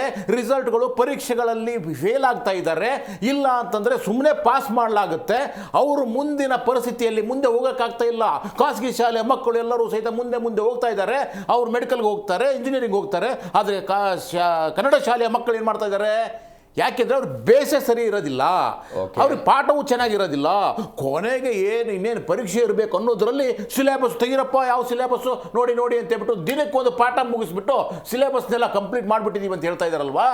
ಇದು ಮಕ್ಕಳ ವಿದ್ಯಾಭ್ಯಾಸದ ಮೇಲೆ ಅತ್ಯಂತ ಕೆಟ್ಟದಾದ ಏನೋ ಒಂದು ಇಂಪ್ಯಾಕ್ಟ್ ಮಾಡ್ತಾ ಇದೆ ಇದು. ಸೊ ಅದನ್ನ ಬಗ್ಗೆ ನಾವು ಯೋಚನೆ ಮಾಡಬೇಕಾಗುತ್ತೆ. ಶಿಕ್ಷಕರ ಬಗ್ಗೆ ಯೋಚನೆ ಮಾಡೋದಿದೆಯಲ್ವಾ, ಆಯಿತು, they are all well settled people, no problem. ಅವ್ರಿಗೆ ಇವತ್ತು ಜನಗಣತಿ ಹೇಳಿ, ನಾಳೆ SIR ಹೇಳಿ, ಮತ್ತೊಂದು ಹೇಳಿ, ಯಾವುದೋ ಒಂದನ್ನು ಮಾಡಬೇಕು, ತರಬೇತಿ ಕೊಡ್ತಾರೆ ಸರ್ಕಾರ, ಹೋಗ್ತೀವಿ ಮಾಡ್ತೀವಿ, ಮನೆದ್ದು ಹೋಗೋಣ, ಚಿಂತೆ ಇಲ್ಲ, ಹೇಳಿದಷ್ಟು ಕೆಲಸ ಮಾಡ್ತೀವಿ ಅಂತ ಹೇಳ್ತಾ ಇದ್ದಾರೆ. ಆದರೆ ಇವರ ಅಬ್ಸೆಂಟಲ್ಲಿ, ಇವರ ಅನುಪಸ್ಥಿತಿಯಲ್ಲಿ ಪಾಠಗಳನ್ನು ಮಾಡುವವರು ಯಾರು? ಮಕ್ಕಳನ್ನು, ವಿದ್ಯಾರ್ಥಿಗಳನ್ನು ಇವರು ಹೆಚ್ಚು ವಿದ್ಯಾಭ್ಯಾಸವನ್ನು ಅವ್ರ ತಲೆ ತುಂಬಬೇಕಾಗತ್ತೆ, ಸಿಲೆಬಸ್ನ ಹೇಳಬೇಕಾಗತ್ತೆ, ರಿಪಿಟೇಷನ್ ಮಾಡಿಸ್ಬೇಕಾಗತ್ತೆ. ಇಲ್ಲ ಅಂತಂದರೆ ಬರೀ ಹೋಮ್ವರ್ಕ್ ಕೊಡೋದಿದೆಯಲ್ವಾ, ಇದರಿಂದ ಕೆಲಸ ಆಗೋದಿಲ್ಲ. ಹಳ್ಳಿಗಳಲ್ಲಿ ಹೋಮ್ವರ್ಕ್ಗಳು ನಡೆಯೋದಿಲ್ಲ. ಆದ್ದರಿಂದ ಮನೆಯಲ್ಲಿರ್ತಕ್ಕಂಥವ್ರು ಅನಕ್ಷರಸ್ಥರಿರ್ತಾರೆ, ಓದಿರೋದಿಲ್ಲ, ಮಕ್ಕಳನ್ನು ಹೇಗೆ ತರಬೇತಿ ಕೊಡಬೇಕಂತ ಗೊತ್ತಿರೋದಿಲ್ಲ, ಶಿಕ್ಷಕರು ಸಹ ಸ್ಕೂಲಲ್ಲಿ ಇರೋದಿಲ್ಲ, ಯಾವಾಗ ನೋಡಿದ್ರು ಸಹಿತ ಫೀಲ್ಡಲ್ಲಿ ಇರ್ತಾರೆ. ವರ್ಷಕ್ಕೆ ಏನನ್ನಾದರೂ ಮಾಡಿ 4 ರಿಂದ 5 ಸಮೀಕ್ಷೆಗಳು ಬೀಳ್ತವೆ. ಹೌದು. ಸೊ ಇಂಥ ಸಂದರ್ಭದಲ್ಲಿ ಒಂದು ಸಮೀಕ್ಷೆ, ಈಗ ನೋಡಿ 1 ತಿಂಗಳು ಸಮೀಕ್ಷೆ, ಹಿಂದೆ ಜಾತಿ ಗಣತಿ ಸಮೀಕ್ಷೆ. ಓಕೆ, ಈ ಬರೀ ಇದನ್ನೇ ಮಾಡ್ತಾ ಹೋಗ್ಬಿಟ್ರೆ ಮಕ್ಕಳಿಗೆ ಶಾಲೆಯನ್ನ ಕಲಿಸುವವರು ಯಾರು? ಓಕೆ, ಇವುಗಳನ್ನ ಮಾಡ್ತಾ ಇದ್ರೆ ಹಾಗಾದ್ರೆ ನಮ್ಮ ಕನ್ನಡ ಶಾಲೆಯ ಮಕ್ಕಳು, ಸರ್ಕಾರಿ ಶಾಲೆಯ ಮಕ್ಕಳು ಯಾವಾಗಲೂ ಹಿಂದೆ ಉಳಿಬೇಕಾ? ಅವ್ರು ದನ ಕಾಯ್ಕೊಂಡಿರ್ಬೇಕಾ? ಅವ್ರು ಮುಂದೆ ಬರಲೇಬಾರ್ದಾ? ಓಕೆ. ಸೊ ಈ ವ್ಯವಸ್ಥೆ ಇದೇ ಥರನ ಅಂದ್ರೆ ಏನು? ಉಳ್ಳವರು ಯಾರ್ಯಾರು ಇದ್ದಾರೆ ಕಾನ್ವೆಂಟ್ ಸ್ಕೂಲಿಗೆ ಕಳಿಸ್ತಾರೆ, ಟ್ಯೂಷನ್ಗೆ ಕಳಿಸ್ತಾರೆ, ದೊಡ್ಡ ಅಮೌಂಟ್ ಕೊಡ್ತಾರಲ್ವಾ, ಅವ್ರಿಗೆ ಮಾತ್ರ ಶಿಕ್ಷಣವಾ? ಓಕೆ. ಅಂದ್ರೆ ನಮ್ಮ ಬಡ ಜನರ ಮಕ್ಕಳಿಗೆ ಶಿಕ್ಷಣವೇ ಬೇಡವಾ? ಸೊ ಶಿಕ್ಷಣ ಇದ್ದಾರೆ, ಆ ಮಕ್ಕಳು ಸಹಿತ ಶಿಕ್ಷಣ ಕಲಿಬೇಕು ಅಂತ ಅವ್ರಿಗೆ ಆಸೆ ಇದೆ, ಅದು ಕಲಿಸುವವರು ಯಾರು? ಸೊ ಇಂಥ ಸಂದರ್ಭದಲ್ಲಿ ಅವರು ಜನಗಣತಿ ವಿಚಾರ ಬಂದಿತ್ತು ಸರ್. ಬೆಂಗಳೂರಿನ ಒಂದು ಶಾಲೆಯೇ ಹೈಕೋರ್ಟ್ ಮೆಟ್ಲೇ ಇರ್ತು, ಕರ್ನಾಟಕದ ಹೈಕೋರ್ಟ್ ಮೆಟ್ಲು. ನಮ್ಮ ಶಾಲೆಯ 140 ಶಿಕ್ಷಕರನ್ನ ಈ ಜನಗಣತಿ ಕಾರ್ಯಕ್ಕೆ ಆಯೋಜನೆ ಮಾಡಲಾಗ್ತಾ ಇದೆ, ಅಲಾಟ್ ಮಾಡಲಾಗ್ತಾ ಇದೆ, ನಾವು ಕಳಿಸಿಕೊಡಲ್ಲ ಅಂತ. ಯಾರು ಹೋದರು? ಶಾಲೆಯವರು ಹೋದರು. ಎಲ್ಲಿಗೆ? ಹೈಕೋರ್ಟ್ಗೆ ಹೋದರು. ಹೈಕೋರ್ಟ್ ಒಂದು ತೀರ್ಪು ಕೊಡ್ತು ಸರ್. ಹೈಕೋರ್ಟ್ ಹೇಳ್ತು ಇದೊಂದು ರಾಷ್ಟ್ರೀಯ ಕರ್ತವ್ಯ, ಇದರಿಂದ ಯಾವ ಕಾರಣಕ್ಕೂ ಕೂಡ ನುಣುಚಿಕೊಳ್ಳಬಾರದು ಅಂತ. ಆ ಕೆಲಸವನ್ನು ಮಾಡಬೇಕು ಅಂತ ಕೋರ್ಟ್ ಹೇಳ್ತು. ಕೋರ್ಟ್ ಯಾವತ್ತು ವ್ಯವಸ್ಥೆ ಪರವಾಗಿರುತ್ತೆ, ವ್ಯವಸ್ಥೆ ಯಾವತ್ತು ಒಳ್ಳೆಯವ್ರ ಪರವಾಗಿರುತ್ತೆ. ಯಾರು ಇದ್ದಾರೋ, ಇವಾಗ ಬಡವರ ಪರವಾಗಿರ್ತಕ್ಕಂಥದ್ದು ಯಾರಾದರೂ ಇದೆ? ಸರ್ಕಾರ ಇದೆಯಾ? ಯಾವ್ದಾದ್ರು ವ್ಯವಸ್ಥೆ ಇದೆಯಾ? ಇಲ್ಲ ಸರ್. ಬಡವರ ಪರವಾಗಿ ನಾವು ಕೆಲಸ ಮಾಡೋದು ಅಂತ ಸರ್ಕಾರದವ್ರು ಹೇಳ್ತಾರೆ. ಅದೇ ನೀವು ಮಾಡ್ತಾ ಇದ್ದೀರಲ್ಲ ಸ್ವಾಮಿ. ಯಾಕೆ ನೀವು ಬೇರೆ ಡಿಪಾರ್ಟ್ಮೆಂಟ್ನಿಂದ ಜನರು ಕರ್ಕೊಳ್ಳಿ, ಶಿಕ್ಷಕರೇ ಬೇಕಾ ನಿಮಗೆ? ಅವರು ನಾಳೆ ಹೇಳ್ತಾರೆ ನಾವು ಮಾಡಲ್ಲ ಅಂತ. ಸರ್ ಮಾಡೋದಿಲ್ಲ ಅಂತಂದ್ರೆ ಅಲ್ಲಿ ಬೇರೆ ಡಿಪಾರ್ಟ್ಮೆಂಟ್ ಇದಾವಲ್ಲ, ಸಾಮಾಜಿಕ ಕಲ್ಯಾಣ ಇಲಾಖೆ ಇದೆ, ಮತ್ತೊಂದು ಇಲಾಖೆ ಇದಾವೆ, ಅಲ್ಲಿ ಲಕ್ಷಾಂತರ ಜನ ಇದ್ದಾರಲ್ವಾ, ಅವ್ರನ್ನ ನಂಬಿಕೊಂಡು ಯಾವ ವಿದ್ಯಾರ್ಥಿಗಳಿಲ್ಲ. ಇಲ್ಲಿ ಶಾಲಾ ಶಿಕ್ಷಕರು ನಂಬಿಕೊಂಡು ವಿದ್ಯಾರ್ಥಿಗಳಿದ್ದಾರೆ. ಅವ್ರ ಶಿಕ್ಷಣ ವ್ಯವಸ್ಥೆ ಗತಿ ಏನಾಗುತ್ತೆ? ಅವ್ರು ಮುಂದೆ ಈ ದೇಶದ ನಾಗರಿಕರಾಗವರು, ಈ ದೇಶಕ್ಕೆ ಸಂಪನ್ಮೂಲಗಳಾಗ್ತಕ್ಕಂಥವ್ರು. ಸರ್, ಶಾಲಾ ಶಿಕ್ಷಕರನ್ನು ನೇಮಕ ಮಾಡಿದ್ರೆ ವಿದ್ಯಾರ್ಥಿಗಳೇನು ಪ್ರತಿಭಟನೆ ಮಾಡಲ್ಲ. ನೀವು ಕಂದಾಯ ಇಲಾಖೆನೋ ಬೇರೆ ಇಲಾಖೆ ಅಧಿಕಾರಿಗಳೇನಾದ್ರೂ ಇಂಥ ಕೆಲಸಗಳಿಗೆ ನೀವು ನಿಯೋಜನೆ ಮಾಡಿಬಿಟ್ರೆ ಸಾರ್ವಜನಿಕರು ಪ್ರತಿಭಟನೆ ಮಾಡ್ತಾರೆ. ನಾಳೆ ಕಂದಾಯ ಇಲಾಖೆಯಲ್ಲಿ ಒಂದು ಕೆಲಸ ಆಗ್ತಿಲ್ಲ ರೀ, ಅಧಿಕಾರಿ ಇಲ್ಲ ಆಫೀಸಲ್ಲಿ ಅಂತ ಹೇಳ್ತಾರೆ, ಅವರು ಮುಲಾಜಿಲ್ಲದೆ ಮಾತಾಡ್ತಾರೆ. ಮುಂದಿನ ಜನರೇಷನ್ ಗತಿ ಏನು? ಓಕೆ, ಮುಂದೆ ಬರ್ತಕ್ಕಂಥ ವಿದ್ಯಾರ್ಥಿಗಳಿದಾರಲ್ವಾ, ಪರ್ಯಾಯ ವ್ಯವಸ್ಥೆ ಏನು ಹಾಗೆ? ಪರ್ಯಾಯ ವ್ಯವಸ್ಥೆ ಏನು, ಬರೀ ನೀವು ಇದನ್ನೇ ಮಾಡ್ತಾ ಇದ್ದೀರಲ್ವಾ, ಆದ್ದರಿಂದ ಯಾವುದೇ ಕಾರಣಕ್ಕೂ ಸಹಿತ ಶಿಕ್ಷಕರನ್ನ ಬಳಸ್ತಿರಲ್ವಾ, ಹಾಗಾಗ ಅಲ್ಲಿ ನೀವು ಪಾಠ ಮಾಡಲಿಕ್ಕೆ ಪರ್ಯಾಯ ವ್ಯವಸ್ಥೆ ಏನು ಮಾಡಿದ್ದೀರಿ? ಓಕೆ, ಅಲ್ಲಿ ಯಾರನ್ನಾದ್ರೂ ಟೆಂಪರರಿ ತೆಗೆದುಕೊಂಡಿದ್ದೀರಾ? ಬೇಕಾದಷ್ಟು ಜನ ನಿರುದ್ಯೋಗಿಗಳಿದ್ದಾರೆ, ಅವ್ರನ್ನ ತೆಗೆದುಕೊಂಡು 1 ತಿಂಗಳಿಗೆ 3 ತಿಂಗಳಿಗೆ ನೀವು ಏನಾದ್ರೂ ಅವ್ರಿಗೆ ಅವಕಾಶ ಕೊಟ್ಟಿದ್ದೀರಾ? ಓಕೆ, ಗೌರವಧನ ಕೊಟ್ಟಿದ್ದೀರಾ? ಇಲ್ವಲ್ಲ. ಸೊ ಇಂಥ ಸಂದರ್ಭ ಇರುವ ಶಾಲೆಗಳೇ ಈಗಾಗಲೇ ಮುಚ್ಚುತ್ತಾ ಇದ್ದಾವೆ. ಆ ಶಾಲೆಗಳಲ್ಲಿ ಇರ್ತಕ್ಕಂಥ ಶಿಕ್ಷಕರೇ ಇವಾಗ 6 ಜನ ಇದ್ರೆ ಒಬ್ರು ಇರ್ತಾರೆ. ಶಿಕ್ಷಕರ ಕೊರತೆ ಇದೆ, ಶಾಲೆಗಳ ಕೊರತೆ ಇದೆ, ಇಂಥ ಇನ್ಫ್ರಾಸ್ಟ್ರಕ್ಚರ್ ಕೊರತೆ ಇದೆ. ಇಂಥ ಸಂದರ್ಭದಲ್ಲಿ ಏನಾಗುತ್ತೆ ಅಂದ್ರೆ ಮಕ್ಕಳು ಇವಾಗ ಸರ್ಕಾರಿ ಶಾಲೆಗಳಿಂದ ವಿಮುಖರಾಗ್ತಾ ಇದ್ದಾರೆ. ಅವ್ರ ಪೇರೆಂಟ್ಸ್ಗಳು ನಾವು ಸಾಲ ಮಾಡ್ತೀವೋ ಗೊತ್ತಿಲ್ಲಪ್ಪ, ನಾವು ಖಾಸಗಿ ಶಾಲೆ ಕಳಿಸ್ತೀವಿ ಹೊರತಾಗಿ ಇಲ್ಲಿ ಕಳಿಸೋದಿಲ್ಲ, ಯಾಕಂದ್ರೆ ಇಲ್ಲಿ ಶಿಕ್ಷಕರೇ ಇರೋದಿಲ್ಲ, ಶಿಕ್ಷಕರಿದ್ರು ಶಾಲೆ ಕಳಿಸಲ್ವಾ. ಇಂಥ ಸಂದರ್ಭದಲ್ಲಿ ನಮ್ಮ ಮಕ್ಕಳು ದಡ್ಡರಾಗ್ತಾರೆ, ನಮ್ಮ ಮಕ್ಕಳಿಗೆ ಮುಂದೆ ಹೋಗಕ್ಕೆ ಸಾಧ್ಯ ಇಲ್ಲ. ನಮ್ಮ ಹಾಗೆ ರೈತರು ಆಗಿ ನಾವು ಯಾರು ಹೆಣ್ಣು ಕೊಡದಂಥ ಪರಿಸ್ಥಿತಿ ಬರುತ್ತೆ ಅಂತ ಪೋಷಕರಾದಂಥವ್ರು ಯೋಚನೆ ಮಾಡ್ತಾರಲ್ವಾ, ಮಾಡಬೇಕಲ್ವಾ? Yes sir. ಅಂದ್ರೆ ಸರ್ಕಾರ ಇದಕ್ಕೆ ಕಾರಣ ಆಗಿರುತ್ತೆ. ಓಕೆ, ಆದ್ರಿಂದ ಸರ್ಕಾರ ಮೊದಲು ಮಾಡಬೇಕಾಗಿರೋ ಕೆಲಸ ಏನು ಅಂತಂದ್ರೆ, ನೀವು ಏನನ್ನಾದ್ರೂ ಮಾಡ್ಕೊಳ್ಳಿ ಸ್ವಾಮಿ, ಮಕ್ಕಳ ವಿದ್ಯಾಭ್ಯಾಸಕ್ಕೆ ಯಾವುದೇ ಕಾರಣಕ್ಕೂ ತೊಂದರೆ ಆಗದ ಹಾಗೆ ನೋಡ್ಕೊಳ್ಳಿ. ಎಸ್, ಬರ್ತೀನಿ. ರಾಜಶೇಖರ್ ಸರ್, RT ಕಾಯ್ದೆಯ ಸೆಕ್ಷನ್ 27 ಹೇಳುತ್ತೆ, 27ರಲ್ಲಿ ಬಹಳ ಸ್ಪಷ್ಟವಾಗಿ ಶಿಕ್ಷಕರನ್ನ ಯಾವುದೇ ಕಾರಣಕ್ಕೂ ಶೈಕ್ಷಣಿಕೇತರ ಕೆಲಸಗಳಿಗೆ ಬಳಸುವಂತಿಲ್ಲ ಅಂತ ಹೇಳ್ತಾರೆ. ಶಿಕ್ಷಣೇತರ ಕೆಲಸಗಳಲ್ಲಿ ಬಳಸಬಾರದು ಅಂತ RT ಕಾಯ್ದೆಯಲ್ಲಿ ಹೇಳಾಗುತ್ತೆ. ಅದರಲ್ಲಿ 3 ಎಕ್ಸಂಪ್ಷನ್ಗಳನ್ನು ಕೊಡ್ತಾರೆ. 3 ತುರ್ತು ಸಂದರ್ಭಗಳಲ್ಲಿ ಶಿಕ್ಷಕರನ್ನು ನೀವು ಬಳಕೆ ಮಾಡಬಹುದು ಅಂತ. ಒಂದು, ರಾಷ್ಟ್ರೀಯ ಜನಗಣತಿಯ ಕಾರಣಕ್ಕಾಗಿ ನೀವು ಜನಗಣತಿಯನ್ನು 10 ವರ್ಷಕ್ಕೂ ಮಾಡ್ತೀರಿ, ಆ ಸಮಯದಲ್ಲಿ ಶಿಕ್ಷಕರನ್ನು ಬಳಕೆ ಮಾಡ್ಕೋಬಹುದು. ಏನೋ ಪ್ರಕೃತಿ ವಿಕೋಪಗಳಾಗಿದೆ, ಪ್ರವಾಹ ಆಗಿದೆ, ನೆರೆ ಬಂದಿದೆ, ಬರಗಾಲ ಬಿದ್ದಿದೆ, ಆ ಸಮಯದಲ್ಲಿ ನೀವು ಶಿಕ್ಷಕರನ್ನು ಬಳಕೆ ಮಾಡ್ಕೊಳ್ಬಹುದು ಅಂತ. ಸ್ಥಳೀಯ ಸಂಸ್ಥೆಗಳು, ವಿಧಾನಸಭೆ ಮತ್ತು ಲೋಕಸಭಾ ಚುನಾವಣೆಗಳ ಸಮಯದಲ್ಲಿ ನೀವು ಶಿಕ್ಷಕರನ್ನು ಬಳಕೆ ಮಾಡ್ಕೊಳ್ಬಹುದು ಅಂತ ಹೇಳಿ. ಈ ಚುನಾವಣಾ ಕಾರಣಕ್ಕಾಗಿನೇ ಆಗ್ತಾ ಇರುವಂಥ ಕೆಲಸವಲ್ವಾ? ಅಲ್ಲ, ಪ್ರಶ್ನೆ ನೋಡಿ, ಇಲ್ಲಿ ಅದು ಎಕ್ಸಂಪ್ಷನ್ ಇದೆ. ಓಕೆ, ಬಟ್ ಬಹಳ ಮುಖ್ಯ, ಇದು ತುರ್ತು ಪರಿಸ್ಥಿತಿನಲ್ಲಿ, ಎಮರ್ಜೆನ್ಸಿನಲ್ಲಿ ಬಳಸ್ಕೋಬೇಕು ಅನ್ನೋದು ಇದೆ ಅದು. ಬಟ್ ಬಹಳ ಮುಖ್ಯವಾಗಿ ಶಿಕ್ಷಕರನ್ನ ಶಿಕ್ಷಣೇತರ ಪಠ್ಯೇತರ ಕೆಲಸಗಳಿಗೆ ಬಳಸಲೇಬಾರದು. ಈಗ ನೋಡಿ, ಮೊನ್ನೆ ಶಿಕ್ಷಕರು ಒಂದು ಕೆಲಸ ಕೊಟ್ಟರು, ಬೀದಿ ನಾಯಿಗಳನ್ನ ಎಣಿಸಿ. ನಿಮ್ಮ ಆವರಣದಲ್ಲಿ ಎಷ್ಟು ನಾಯಿಗಳು ಓಡಾಡುತ್ತೆ ಇಲ್ಲ ಲೆಕ್ಕ ಹಾಕಿ. ಏನು ಕತೆ ಇದು? ಶಿಕ್ಷಕರ ಪಾಡಿ ಇವತ್ತು ನಾಯಿ ಎಣಿಸೋದಿರಲಿ, ಅವ್ರ ಪಾಡೆ ನಾಯಿ ಪಾಡಾಗಿದೆ. ಇದು ಪರಿಸ್ಥಿತಿ ಇವತ್ತಿಲ್ಲಿ. ಈಗ ಜನಗಣತಿಗೆ ಕೂಡ ಇರೋದು ಶಿಕ್ಷಕರನ್ನೇ ಬಳಸ್ಕೊಂಡು ಜನಗಣತಿ ಮಾಡಬೇಕು ಅನ್ನೋದಲ್ಲ. ಓಕೆ, ಈಗ ಸನ್ಮಾನ್ಯ ಸುಪ್ರೀಂ ಕೋರ್ಟ್ ಮುಂದೆನೂ ಪ್ರಶ್ನೆ ಎತ್ತಬೇಕಾಗ್ತದೆ, ಯಾರಾದರೂ ಸರ್ಕಾರ ಎತ್ತಬೇಕು. ಬಹಳ ಮುಖ್ಯವಾಗಿ ಈಗ ನಾವು ಶಿಕ್ಷಕರನ್ನೆಲ್ಲ ಜನಗಣತಿ ಕಳಿಸ್ಬಿಟ್ರೆ ಮಕ್ಕಳ ಕತೆ ಏನು, ಈ ಪ್ರಶ್ನೆ ಕೇಳಬೇಕಲ್ಲ. ಈಗ ನಾವು ಬರೀ ಇಲ್ಲಿ ಮಾಧ್ಯಮದಲ್ಲಿ ಕೂತ್ಕೊಂಡು ಪ್ರಜ್ಞಾವಂತ ಕೋರ್ಟಿಗೆ ಹೋಗಿತ್ತು ಸರ್. ಅಲ್ಲಿಯ ಚುನಾವಣಾ ಆಯೋಗದವರು ಕಡ್ಡಾಯವಾಗಿ ಇದರಲ್ಲಿ ಭಾಗವಹಿಸಬೇಕು ಅಂತ ಏನೋ ಹೇಳಿದ್ರಂತೆ. ಅಲ್ಲಿ ಎಲ್ಲ ಪ್ರಕರಣಕ್ಕೆ ಹೋಗಿತ್ತು. ಆ ವಿಚಾರದ ಮಹಾರಾಷ್ಟ್ರದಲ್ಲಿ ಆಗಿರುವಂತ ಬೆಳವಣಿಗೆ ಮಾತನಾಡ್ತೀನಿ. ಒಬ್ಬ ಕಾಲರ್ ಇದ್ದಾರೆ ಬೆಂಗಳೂರಿಂದ, ಶ್ರೀಧರ್ ಅಂತ. ನಮಸ್ಕಾರ ಶ್ರೀಧರ್ ಅವರೇ, ಎಲ್ಲಿಂದ ಕರೆ ಮಾಡ್ತಿದ್ದೀರಾ? ಬೆಂಗಳೂರು ಉಳ್ಳಾಲಿಂದ ಮಾತಾಡ್ತೀನಿ. ಹಾ, SIR ಪ್ರಕ್ರಿಯೆ ನಡೀತಿದೆ, ನಿಮ್ಮ ಮನೆಗೆ ಬಂದಿದ್ರಾ ಶಿಕ್ಷಕರು? ಹಾ, ಬಂದಿದ್ರು. ಅದ್ರ ಬಗ್ಗೆನೇ ಅಥವಾ ನಾನು ಹೇಳ್ಕೊಟ್ಟಿದ್ದೀನಿ ನಾವು. ಓಕೆ, ಸ್ವಲ್ಪ ಜೋರಾಗಿ ಮಾತನಾಡಿ.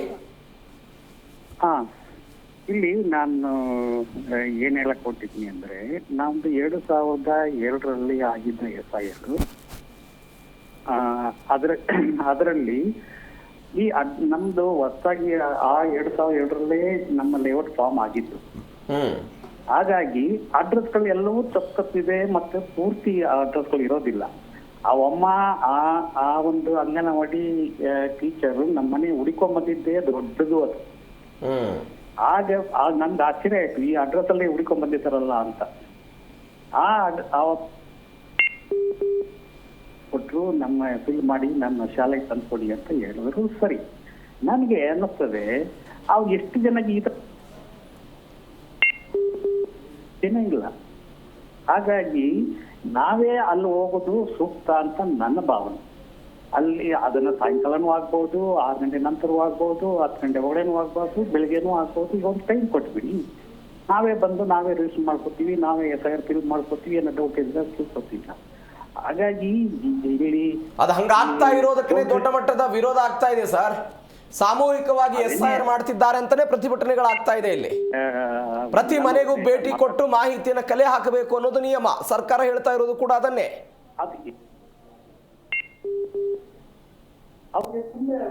ಆಗ್ತದೆ ಎಷ್ಟೊಂತ ಮಾಡಕ್ ಆಗ್ತದೆ. ನಮ್ಮ ಈ ಸಿಟಿನ ಒಳಗಡೆ ಅಡ್ರೆಸ್ಗಳು ಸರಿ ಇರಬಹುದು. ನಾವು ಬೆಂಗಳೂರಿಂದ ಹೊರ ವಲಯದಲ್ಲಿ ಇರೋರಿಗೆ ಅಡ್ರೆಸ್ ತಪ್ಪು ಇರ್ತದೆ, ಪೂರ್ತಿ ಇರೋದಿಲ್ಲ. ಹಾಗಿರುವಾಗ ಆ ಒಂದು ಹೆಂಗಸು ಎಷ್ಟಂತ ಹುಡುಕ್ಲಿಕ್ಕೆ ಆಗ್ತದೆ ಸರ್ ಅದು. ಈಗ ನಮ್ಮ ಅಡ್ರೆಸ್ ತಗೊಳ್ಳಿ, ನಮ್ದು 124 ಉಳ್ಳಾಲ್ ಬೆಂಗಳೂರು, ಉಳ್ಳಾಲು ಇಲ್ಲ ಬೆಂಗಳೂರು, ಇಷ್ಟರಲ್ಲಿ ಹೆಂಗ್ ಹುಡುಕ್ತೀರಾ ನೀವು? ಯಾರಿಗೂ ಸಾಧ್ಯ ಇದೆ ಹುಡ್ಕೊಂಡ್ ಬರ್ಲಿಕ್ಕೆ. ಅವಮ್ಮ ನಮ್ಗೆ ಗೊತ್ತಿದ್ದರಂಗಾಗಿ ಹುಡ್ಕೊಂಡ್ ಬಂದಿದ್ದಾರೆ ಅವರು.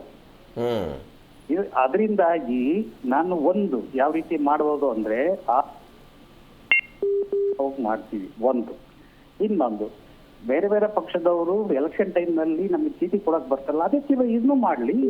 ಅವ್ರ ಅನುಕೂಲಕ್ಕೆ ತಕ್ಕಂತೆ ಅವ್ರು ಮಾಡ್ಕೋತಾರ. ಆಮೇಲೆ ಅಲ್ಲ, ರಾಜಕೀಯ ಪಕ್ಷಗಳ ಕಾರ್ಯಕರ್ತರಿಗೆ ಇದರಲ್ಲಿ ಏನ್ ರಾಜಕೀಯ ಪಕ್ಷಗಳ ಕೈವಾಡ ಇಲ್ಲ ಅಂತಲ್ಲ, ಕಾರ್ಯಕರ್ತರಿಗೆ ಕೆಲಸ ಮಾಡ್ತಾರೆ ಇಲ್ಲಿ. ತಾರತಮ್ಯ ಬೇಡ, ಇದು ನನ್ನ ಅಭಿಪ್ರಾಯ. Yes sir, thank you so much. ಜೊತೆ ಅದನ್ನ ಮಾತನಾಡಿದ್ದಕ್ಕೆ thank you so much. Rajashekar sir, ನಾವು ಮಾತನಾಡ್ತಾ ಇದ್ವಿ, ಅದೇ ಶಿಕ್ಷಣ ಕಾಯ್ದೆಯಲ್ಲಿ ಹೇಳ್ತಾರವರು ರಜೆ ಮತ್ತು ಶಾಲಾ ಅವಧಿಯ ನಂತರ ಅವರನ್ನು ಬಳಕೆ ಮಾಡ್ಕೊಳ್ಬಹುದು ಅಂತ. ಈಗ ಭಾನುವಾರ ರಜೆ ಇರುತ್ತೆ, ಸಾಟರ್ಡೆ ಹಾಫ್ ಡೇ ಇರುತ್ತೆ. ಈಗ ನೋಡಿ, ನಾನು ಅವಾಗಲೇ ಹೇಳಿದೆ, ಶಾಲೆ ಶುರುವಾಗೋದೇ 10 ಗಂಟೆ, ಅವ್ರು ಡ್ಯೂಟಿ ಮುಗಿಯೋದು 4:15. ಹಬ್ಬ ಅಂದರೆ ಒಂದು 6-7 ತಾಸು ಶಾಲೆಗಳಲ್ಲಿ ಇರ್ತಾರೆ. ಬೇರೆ ಇಲಾಖೆಯೆಲ್ಲ ಅಧಿಕಾರಿಗಳು ಒಂದು 8-9 ಗಂಟೆಗಳ ಕಾಲ ಕೆಲಸ ಮಾಡ್ತಾರೆ. ಶಾಲಾ ಅವಧಿಯ ನಂತರ ಕೆಲಸ ಮಾಡ್ತಾರೆ ಇವರು. ನೋಡಿ, ಇದು ಸರ್ಕಾರಕ್ಕೆ ಮೊದಲು ಆಗಬೇಕಾಗಿರೋದು ಶಿಕ್ಷಣ ನಮ್ಮ ಆದ್ಯತೆ, ಮಕ್ಕಳು ನಮ್ಮ ಆದ್ಯತೆ, ಮಕ್ಕಳಿಗೆ ವಿದ್ಯಾಭ್ಯಾಸ ಕೊಡೋದು ನಮ್ಮ ಆದ್ಯತೆ. ಇದು ಬರ್ಬೇಕು ಸರ್ಕಾರಕ್ಕೆ ಮೊದಲು. ಈಗ ನಮ್ಮ ಸರ್ಕಾರಗಳು ಹೆಂಗಿದೆ ಅಂದರೆ ಶಿಕ್ಷಣ ಇವರಿಗೆ ಕೊನೆಯ ಆದ್ಯತೆ. ಈಗ ರಾಜ್ಯ ಸರ್ಕಾರ ತಗೊಳ್ಳಿ, 40,000 ಸರ್ಕಾರಿ ಸ್ಕೂಲ್ಗಳು ಬಡ ಮಕ್ಕಳು, ರೈತರು, ಕಾರ್ಮಿಕರು, ಬಡವರು ಓದುವಂಥ ಶಾಲೆಗಳನ್ನ ಮುಚ್ಚಕ್ಕೆ ಸಿದ್ಧವಾಗಿದ್ದಾರೆ ಇವರು. ಇದು ಬೇರೆ ನಮ್ಮ ರಾಜ್ಯ ಸರ್ಕಾರ ಅಲ್ಲ, ಕೇಂದ್ರ ಸರ್ಕಾರ ಮಧ್ಯಪ್ರದೇಶದಲ್ಲಿ, ಉತ್ತರ ಪ್ರದೇಶನಲ್ಲಿ, ರಾಜಸ್ಥಾನ್ನಲ್ಲಿ, ಬಿಹಾರ್ನಲ್ಲಿ, ಪಶ್ಚಿಮ ಬಂಗಾಳದಲ್ಲಿ, ಒರಿಸ್ಸಾ, ದೇಶದಾದ್ಯಂತ ಇವತ್ತು ನಡೀತಾರ ಒಂದೇ ಒಂದು ಪಾಲಿಸಿ ಅಂದರೆ ಸರ್ಕಾರಿ ಸ್ಕೂಲ್ಗಳನ್ನ ಬಂದ್ ಮಾಡೋದು, ಮುಚ್ಚೋದು. ಅದಕ್ಕೆ ಪರ್ಯಾಯವಾಗಿ ಬೇರೆ ಶಾಲೆಗಳನ್ನು ತರ್ತೀವಿ ಅಂತ ಇದೇ DK ಶಿವಕುಮಾರ್ ಅವರು ಹೇಳಿದ್ರು, ಮಧು ಬಂಗಾರಪ್ಪನವರು KPS ಮಾದರಿ ಶಾಲೆ ತರ್ತೀವಿ, ನಾವು ಅಭಿವೃದ್ಧಿ ಆಗ್ತವೆ. ಎಲ್ಲಿದೆ, ಎಲ್ಲಿ ಅಭಿವೃದ್ಧಿ ಆಗ್ತದೆ? KPS ಮಾದರಿ ಶಾಲೆಗಳು. ಪ್ರಶ್ನೆ ಇವತ್ತು KPS ಶಾಲೆಗಳು ತೆಗೆಯುವಂತ ಶಾಲೆಗಳಲ್ಲಿ 15, 20, 30 ಕಿಲೋಮೀಟರ್ ದೂರದಲ್ಲಿ ಎಲ್ಲಿ ಮಕ್ಕಳನ್ನ ಕಳಿಸಕ್ಕಾಗ್ತದೆ? ಈಗ ನಮ್ಮೂರ ಪಕ್ಕದಲ್ಲಿ ನಮ್ಮೂರ ಶಾಲೆ ಇದೆ, ನಮ್ಮ ಹಳ್ಳಿಗೊಂದು ಶಾಲೆ ಇದೆ. ಈ ಶಾಲೆನ ಅಲ್ಲಿ 150, 200, 300 ಮಕ್ಕಳು ಓದ್ತಿದ್ದಾರೆ. ಆ ಸ್ಕೂಲ್ನ ಬಂದ್ ಮಾಡೋದ? ಅದಕ್ಕೆ ಹಳ್ಳಿ ಜನ ಪ್ರತಿಭಟನೆ ಮಾಡ್ತಿದ್ದಾರೆ. ಅಂದ್ರೆ ನೀವು ಹೇಳ್ತಾ ಇರೋದು ಶಿಕ್ಷಕರಿಗೆ ಕೇವಲ ಶಿಕ್ಷಣ ನೀಡೋದು ಮಾತ್ರ ಕೆಲಸ ಆಗ್ಲಿ, ಅದನ್ನ ಬಿಟ್ಟು ಬೇರೆ ಕೆಲಸ ಬೇಡ ಅಂತ. ಬೇರೆ ಕೆಲಸ ಬೇಡ ಅವ್ರಿಗೆ. ಈಗ ನೀವು ಇದಕ್ಕೆ ಅಂತಾನೆ ನೀವು ಟ್ರೈನ್ ಮಾಡ್ಬೋದು. ನೀವು ಎಲೆಕ್ಷನ್ ವರ್ಕು ಅಥವಾ ಜನಗಣತಿ ಆಗಲಿ ಬೇರೆ ಬೇರೆದಕ್ಕೆ. ಈಗ ಎಲೆಕ್ಷನ್ ಟೈಮಲ್ಲಿ ಬ್ಯಾಂಕ್ ಸಿಬ್ಬಂದಿಗಳನ್ನು ಬಳಸ್ಕೊಳ್ತಾರೆ ಸರ್ ಕೆಲವೊಂದಿಷ್ಟು ಕಡೆ. ಯಾವುದು ಸರ್? ಬ್ಯಾಂಕ್ ಸಿಬ್ಬಂದಿಗಳನ್ನು ಕೂಡ ಬಳಕೆ ಮಾಡ್ಕೊಳ್ತಾರೆ ಎಲೆಕ್ಷನ್ ಟೈಮ್ಗಳಲ್ಲಿ. ಬೇರೆಯವ್ರನ್ನ ಬಳಸಿ, ನೀವು ಬೇರೆಯವ್ರು ಬಳಸ್ಬೋದು. ಆಮೇಲೆ ನೋಡಿ, ನಮ್ಮ ದೇಶದಲ್ಲಿ ಎಷ್ಟೊಂದು ಜನ ಯುವಕರಿದ್ದಾರೆ. ಇವಾಗ ಇಂಥದಕ್ಕೆ ಯುವಕರು ಟ್ರೈನಿಂಗ್ ಕೊಡಿ, ನೀವು ಅವ್ರನ್ನ ಕಾಂಟ್ರಾಕ್ಟ್ ಬೇಸಿಸ್ ಮೇಲೆ ರೆಕ್ರೂಟ್ ಮಾಡ್ಕೊಳ್ಳಿ, ಮಾಡಿ ಅದನ್ನ ನೀವು ಪ್ರೋಸೆಸ್. ಅವಾಗ ಇದೇ ಜನ ಪ್ರತಿಭಟನೆ ಮಾಡ್ತಾರೆ ಸರ್. ಕಾಂಟ್ರಾಕ್ಟ್ ಬೇಸ್ ಮೇಲೆ ನೇಮಕ ಮಾಡಿಕೊಂಡ್ರು, ಅವರಿಂದ ಒಂದು ಗಣತಿ ಮಾಡಿಸ್ಬಿಟ್ರು, ಅದು ಅಧ್ವಾನ ಆಗ್ಬಿಟ್ಟಿದೆ, ಅವ್ರಿಗೊಂದು ತರಬೇತಿ ಇರಲಿಲ್ಲ, ಸರ್ಕಾರಿ ಸ್ವಾಮ್ಯದ ಅಧಿಕಾರಿಗಳಿಂದ ಇಂಥದ್ದೊಂದು ಮಾಡಿಸಲಿ ಅಂತ ಜನನೇ ಪ್ರತಿಭಟನೆ ಮಾಡ್ತಾರೆ ಅವತ್ತು. ಅಲ್ಲ ನೋಡಿ, ಇದು ಕರೆಕ್ಟಾಗಿ ಮಾಡಿಸ್ರಿ ಯಾಕಾಗೋದಿಲ್ಲ? ಮಾಡಿದ್ರೆ ನೋಡಿ ಕರೆಕ್ಟಾಗಿ ಆಗ್ತದೆ. ಇಲ್ಲಾಂದ್ರೆ ನೋಡಿ, ಇವರು ಸರ್ಕಾರಿ ಅಧಿಕಾರಿಗಳು ಯಾರಿದ್ದಾರೆ, ರೆವಿನ್ಯೂ ಡಿಪಾರ್ಟ್ಮೆಂಟ್ ಆಗಲಿ, ಅದು ಬೇಕಾಗತ್ತೆ. ಯಾಕಂದ್ರೆ ಅವ್ರಿಗಂದ್ರೆ ಏರಿಯಾ ಗೊತ್ತಿರ್ತದೆ, ಮನೆಗಳು ಗೊತ್ತಿರುತ್ತೆ. ಅವ್ರನ್ನ ಕೆಲವರು ತಗೊಳ್ಳಿ, ನೀವು ಇದನ್ನ ಪ್ಲಾನ್ ಆಗಿ ಮಾಡ್ಬೋದು. ಏನು ದೊಡ್ಡ ಬಹಳ ಕಷ್ಟದ ಕೆಲಸ ಏನಲ್ಲ. ಅವ್ರನ್ನ ಮೇಲ್ವಿಚಾರಕರನ್ನಾಗಿ ಮಾಡ್ಬಿಟ್ಟು ನೀವು ಅಕೌಂಟಬಿಲಿಟಿ ಬರ್ತದೆ. ಈ ಮನೆಗೆ ಹೋಗಿ ಮಾಡೋದಕ್ಕೆ ಇದು ಟ್ರೈನಿಂಗ್ ಕೊಟ್ಟು ಒಂದು 3 ತಿಂಗಳು ಟ್ರೈನಿಂಗ್ ಕೊಡಿ, ಮಾಡಿಸಿ ಇದನ್ನು ಮಾಡ್ಬೋದು. ಕರೆಕ್ಟ್. ಅರೆ ಇಲ್ಲಿ ಪ್ರಶ್ನೆ ನೋಡಿ, ಇವತ್ತು ಏನಾಗ್ತಿದೆ ಅಂದರೆ ನಮ್ಮ ಸರ್ಕಾರಗಳಿಗೆ ಇವತ್ತು ಶಿಕ್ಷಣ ಇವರ ಆದ್ಯತೆ ಅಲ್ಲ, ಮಕ್ಕಳು ಇವರ ಆದ್ಯತೆ ಅಲ್ಲ. ಇದು ಬೇಕಿಲ್ಲ ಅವ್ರಿಗೆ, ಅಂದರೆ ಇದು ಕೊನೆಯ ಆದ್ಯತೆ. ಅದಕ್ಕೆ ಅವ್ರು ನೋಡಿ, ಇವತ್ತು ಸರ್ಕಾರಿ ಸ್ಕೂಲುಗಳಲ್ಲಿ ಸನ್ಮಾನ್ಯ ಹಿಂದಿನ ಶಿಕ್ಷಣ ಸಚಿವರು ಅವರೇ ಹೇಳ್ತಿದ್ರು, 62,000 ಟೀಚರ್ಸ್ ಪೋಸ್ಟ್ ಖಾಲಿ ಬಿದ್ದಿವೆ. ಇದು 1 ವರ್ಷ ಅಲ್ಲ, ಕರೆಕ್ಟ್, ಕಳೆದ 20 ವರ್ಷದಿಂದ. ಹೆಂಗೆ ಇದು?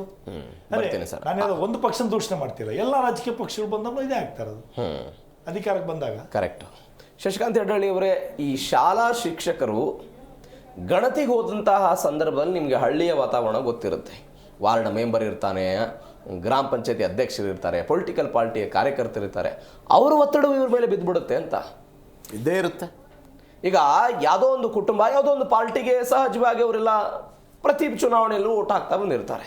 ಅಲ್ಲೇನೋ ಒಂದು ಸಮಸ್ಯೆ ಆಗುತ್ತೆ, ಅವ್ರ ಹೆಸರನ್ನು ತೆಗಿಬೇಕಾದಂಥ ಅನಿವಾರ್ಯತೆ ಬರುತ್ತೆ, ಅಥವಾ ಹೆಸರನ್ನು ಸೇರ್ಪಡೆ ಮಾಡಬೇಕಾದಂಥ ಅನಿವಾರ್ಯತೆ ಬರುತ್ತೆ. ಪೊಲಿಟಿಕಲ್ ಜಿದ್ದು ಶುರುವಾಗುತ್ತಲ್ವಾ, ಅಲ್ಲಿ ಆ ಒತ್ತಡವನ್ನು ಅನುಭವಿಸ್ಬೇಕಲ್ವಾ. ಇವ್ರಿಗೆ ಸರ್ಕಾರಿ ಒಂದು ಗೈಡ್ಲೈನ್ ಇರುತ್ತಲ್ವಾ, ಓಕೆ, ಅವ್ರ ಮುಂದೆ ಇಡಿಲಿ, ಈ ಗೈಡ್ಲೈನ್ ಪ್ರಕಾರ ನಾನು ಮಾಡ್ತಾ ಇದ್ದೀನಿ, ನೀವು ಹೇಳಿದಂಗೆ ಮಾಡಿದ್ರೆ ನನ್ನ ನೌಕರಿ ಹೋಗುತ್ತೆ, ಅದು ಆಗೋದಿಲ್ಲ, ಆ ನಂತರ ಮತ್ತೆ ಇನ್ನೊಂದು ಸರ್ತಿ ಸರ್ವೆ ಮಾಡ್ತಾರೆ, ಆದ್ರಿಂದ ಆಗಲ್ಲ ಅಂತ ಹೇಳಬಹುದಾಗಿತ್ತು. ಇವರು ಇವರೇ ಮೊದಲು ಕಾಂಪ್ರಮೈಸ್ ಇಳಿದ್ಬಿಟ್ರೆ, ಅವ್ರ ಜೊತೆಗೆ ಮಿಂಗಲ್ ಆಗೋಗ್ಬಿಟ್ರೆ, ಹೊಂದಾಣಿಕೆ ಮಾಡ್ಕೊಂಡ್ಬಿಟ್ರೆ ಏನೂ ಮಾಡೋಕ್ಕಾಗೋದಿಲ್ಲ. ಸೊ ಆದ್ದರಿಂದ ಅವುಗಳೆಲ್ಲವನ್ನೂ ಸಹಿತ ಸಾಧ್ಯತೆಗಳಿದ್ದಾವೆ, ಆದರೆ ಅವುಗಳನ್ನು ಮ್ಯಾನೇಜ್ ಮಾಡಬೇಕಾಗತ್ತೆ. ಚುನಾವಣಾ ಆಯೋಗ ಅಂತ ಯಾಕಿದೆ, ರಾಜ್ಯದಲ್ಲಿದೆ, ಜಿಲ್ಲೆಗಳಲ್ಲಿದೆ, ಅವರು ಅದನ್ನು ಮೇಲ್ವಿಚಾರಣೆ ಮಾಡಬೇಕು ಸರಿಯಾಗಿ. ಆಯ್ತಾ, ಬೇಡವಾ ಇಲ್ಲಿ ಈ ಊರಲ್ಲಿ ಇರ್ತಕ್ಕಂಥವ್ರನ್ನ ತೆಗೆದು ಬೇರೆ ಊರಿಗೆ ಹಾಕಿ, ಬೇರೆ ಊರನ್ನು ತೆಗೆದು ಈ ಕಡೆ ಹಾಕಿ ಏನೋ ಮಾಡ್ಕೊಳ್ಳಿ. ಒಟ್ಟಾರೆಯಾಗಿ ನನ್ನ ಪ್ರಶ್ನೆ ಏನು ಅಂತಂದರೆ, ಅಲ್ಲ ಸ್ವಾಮಿ, ಶಾಲೆಗಳು ಆರಂಭ ಆದಂಥ ಸಂದರ್ಭದಲ್ಲಿ ಯಾಕ್ರಿ ನಿಮ್ಮದು ಇದು ಉಸಾಬರಿ? ರಜೆ ಕಾಲಕ್ಕೆ ಏನು ಮಾಡ್ತಾ ಇದ್ದೀರಾ? ಜನಗಣತಿ ಇತ್ತು. ನಾನು ಹೇಳ್ತಾ ಇರೋದು ಒಂದೊಂದು ರಜೆ ಕಾಲಕ್ಕೆ ಒಂದೊಂದು ಇಟ್ಕೊಳ್ಳಿ ನೀವು. ಓಕೆ, ಈಗ ಮಕ್ಕಳಿದಾರಲ್ಲ, ಶಿಕ್ಷಕರಿಗೆ ರಜೆ ಕೊಡೋದಲ್ಲ, ಮಕ್ಕಳಿಗೆ ರಜೆ ಕೊಡೋದಕ್ಕೋಸ್ಕರ ಶಿಕ್ಷಕರ ರಜೆ ಸಿಗುತ್ತೆ. ಎರಡು ತಿಂಗಳುಗಳ ಕಾಲ ಅವ್ರಿಗೆ ಸಂಬಳ ಕೊಡ್ತೀರಾ ನೀವು, ಯಾರೇ ನಮ್ಮ ಟ್ಯಾಕ್ಸ್ನಿಂದ. ಸೊ 2 ತಿಂಗಳು ಬಳಸ್ಕೋಬಹುದಲ್ವಾ? ಓಕೆ. ಸೊ ಆದ್ದರಿಂದ ಕಳೆದ 2 ತಿಂಗಳಲ್ಲಿ ಸಹಿತ ನೀವು 1 ತಿಂಗಳು ಅದನ್ನು ಮಾಡಿ, 1 ತಿಂಗಳು ಇದನ್ನು ಮಾಡಿ ಶಿಕ್ಷಕರನ್ನ ಸಮರ್ಥವಾಗಿ ಬಳಸಿ. ಯಾಕಂದ್ರೆ ನೀವು ಅವ್ರು ನಮ್ಮ ಟ್ಯಾಕ್ಸ್ನಿಂದ ಅವ್ರಿಗೆ ಸಂಬಳ ಕೊಡ್ತಾ ಇದ್ದೀರಿ ಶಿಕ್ಷಕರಿಗೆ. ಆದ್ದರಿಂದ ಸಮರ್ಥವಾಗಿ ನೀವು ವೆಕೇಶನ್ಸ್ಗಳನ್ನು, ರಜಾ ಕಾಲವನ್ನು ಬಳಸಿಕೊಂಡ್ರೆ ವಿದ್ಯಾರ್ಥಿಗಳಿಗೂ ತೊಂದರೆ ಆಗೋದಿಲ್ಲ. ಆಮೇಲೆ ಅಲ್ಲಿರ್ತಕ್ಕಂಥ ಮಾನವೀಯ ಶಕ್ತಿ ಇದೆಯಲ್ಲ, ಅದನ್ನು ಬಳಸ್ಕೊಳ್ತೀರಿ ನೀವು. ಆಮೇಲೆ ಸರ್ಕಾರಿ ಕೆಲಸಗಳು ಆಗುತ್ತಲ್ವಾ? ಸೊ ಆದ್ದರಿಂದ ಈ ರೀತಿಯಂತ ಪ್ಲಾನ್ ಮಾಡಕ್ಕೆ ಏನ್ರಿ ಆಗಿತ್ತು ನಿಮಗೆ? ಬರ್ತೀನಿ, ಕಂಟಿನ್ಯೂ ಮಾಡ್ತೀನಿ, ನಿಮ್ಮಿಂದನೇ ಕಂಟಿನ್ಯೂ ಮಾಡ್ತೀನಿ. ಈ SIR ವಿಚಾರದಲ್ಲಿ ಶಿಕ್ಷಕರಿಗೆ ಆಗ್ತಾ ಇರುವಂಥ ಸಮಸ್ಯೆಗಳ ಬಗ್ಗೆ ಮಾತನಾಡ್ತಾ ಇದ್ದೀವಿ. ಒಂದ್ಸಗೆ ನಾನು ಶಶಿಕಾಂತ್ ಯಡ್ಡಾಳಿ ಅವ್ರ ಕಡೆ ಹೋಗ್ತೀನಿ. ಸರ್, ಹಳ್ಳಿಗಳಲ್ಲಿ ಇಂತಹ ಸಮಸ್ಯೆಗಳು ಸ್ವಲ್ಪ ಕಡಿಮೆ ಆಗ್ಬೋದು.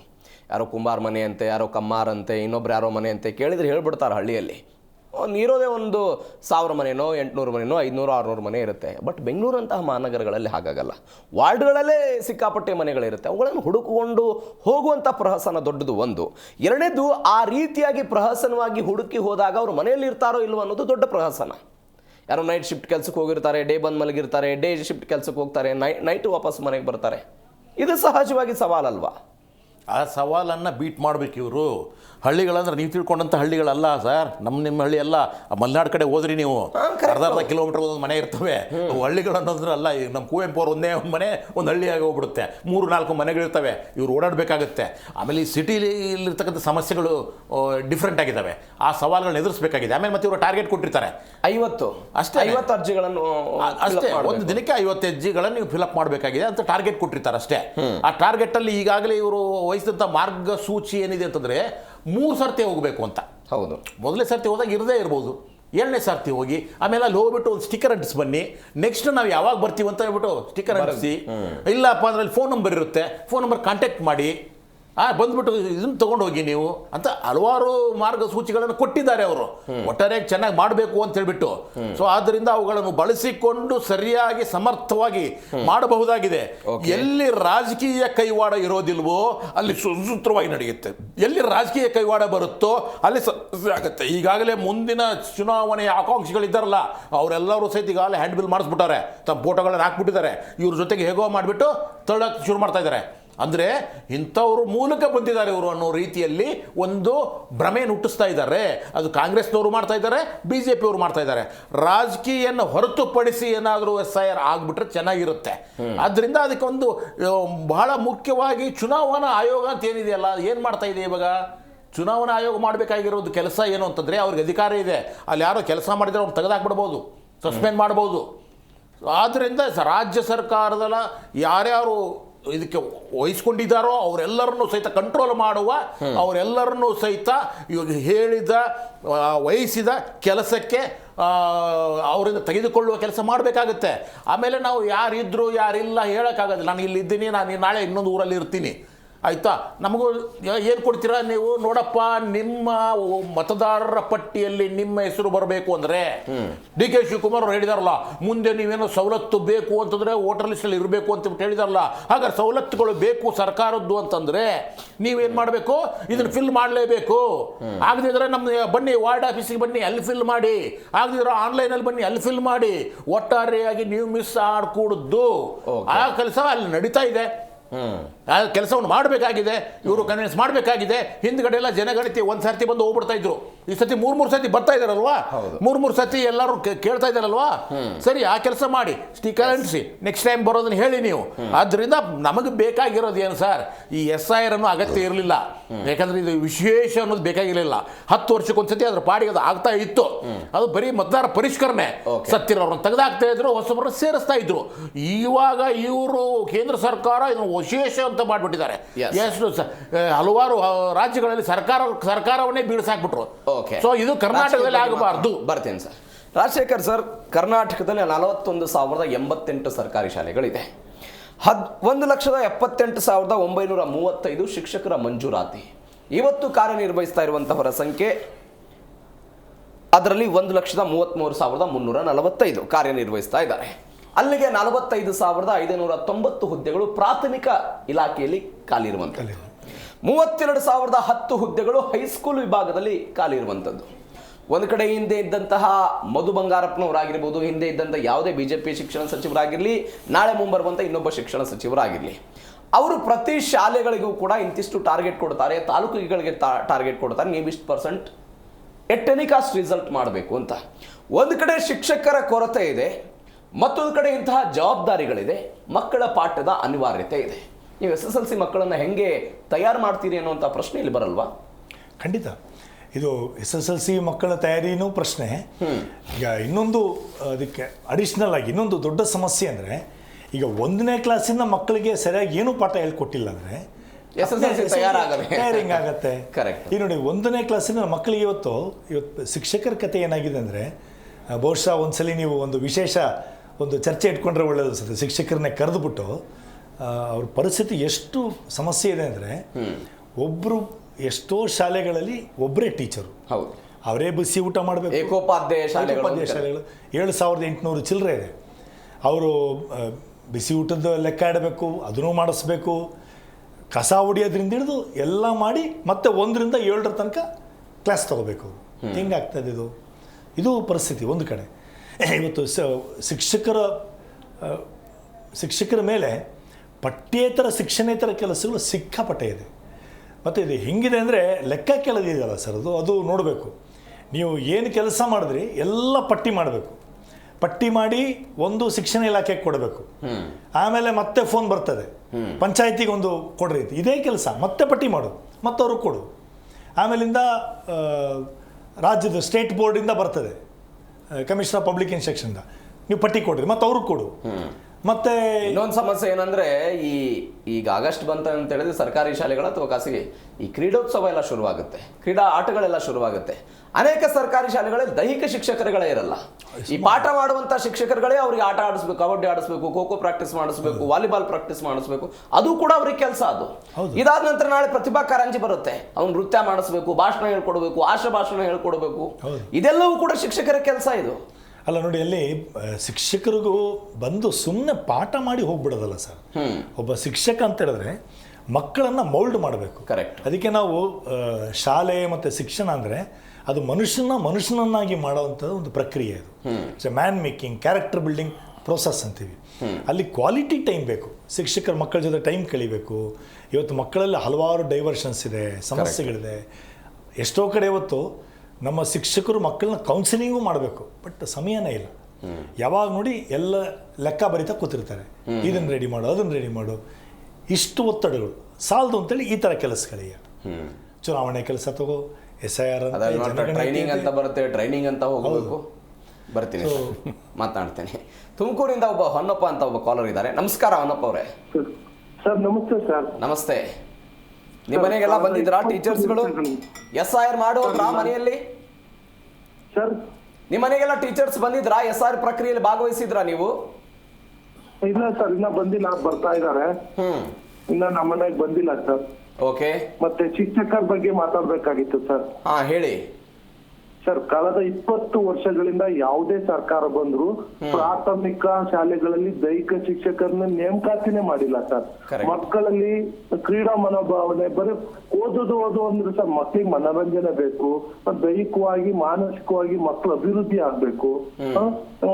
ಒಂದು ದೇಶ ಅಭಿವೃದ್ಧಿ ಆಗ್ಬೇಕಂದ್ರೆ ಎಜುಕೇಶನ್ ಇಂಪಾರ್ಟೆಂಟ್ ಸರ್. ಈಗ ಇಂಜಿನಿಯರ್ ಆಗಕ್ಕೆ ಶಿಕ್ಷಕರು ಬೇಕು, ಆದ್ರೆ ಯಾವುದೇ ಸರ್ಕಾರ ಬಂದ್ರು ಶಿಕ್ಷಕರ ನೇಮಕಾತಿನೇ ಮಾಡ್ತಾ ಇಲ್ಲ ಸರ್. ನಾವು ಪ್ರಾಥಮಿಕ ಶಾಲೆ ಟ್ರೈನಿಂಗ್ ಮಾಡಿ 20 ವರ್ಷ ಆದ್ರೂ ಯಾವ ಸರ್ಕಾರ 2010 ವಿಷಯ ಎಲ್ಲ ಕುಡ್ದು ಸರ್. ಸೌಜನ್ಯಕ್ಕೆ ಇದುವರೆಗೂ ಒಂದು ದೈಹಿಕ ಶಿಕ್ಷಕರ ನೇಮಕಾತಿ ಮಾಡಿಲ್ಲ ಸರ್. ಎಲ್ಲ MLAಗಳ ಶಾಲೆಗಳು ಪ್ರೈವೇಟ್ ಶಾಲೆಗಳಿವೆ.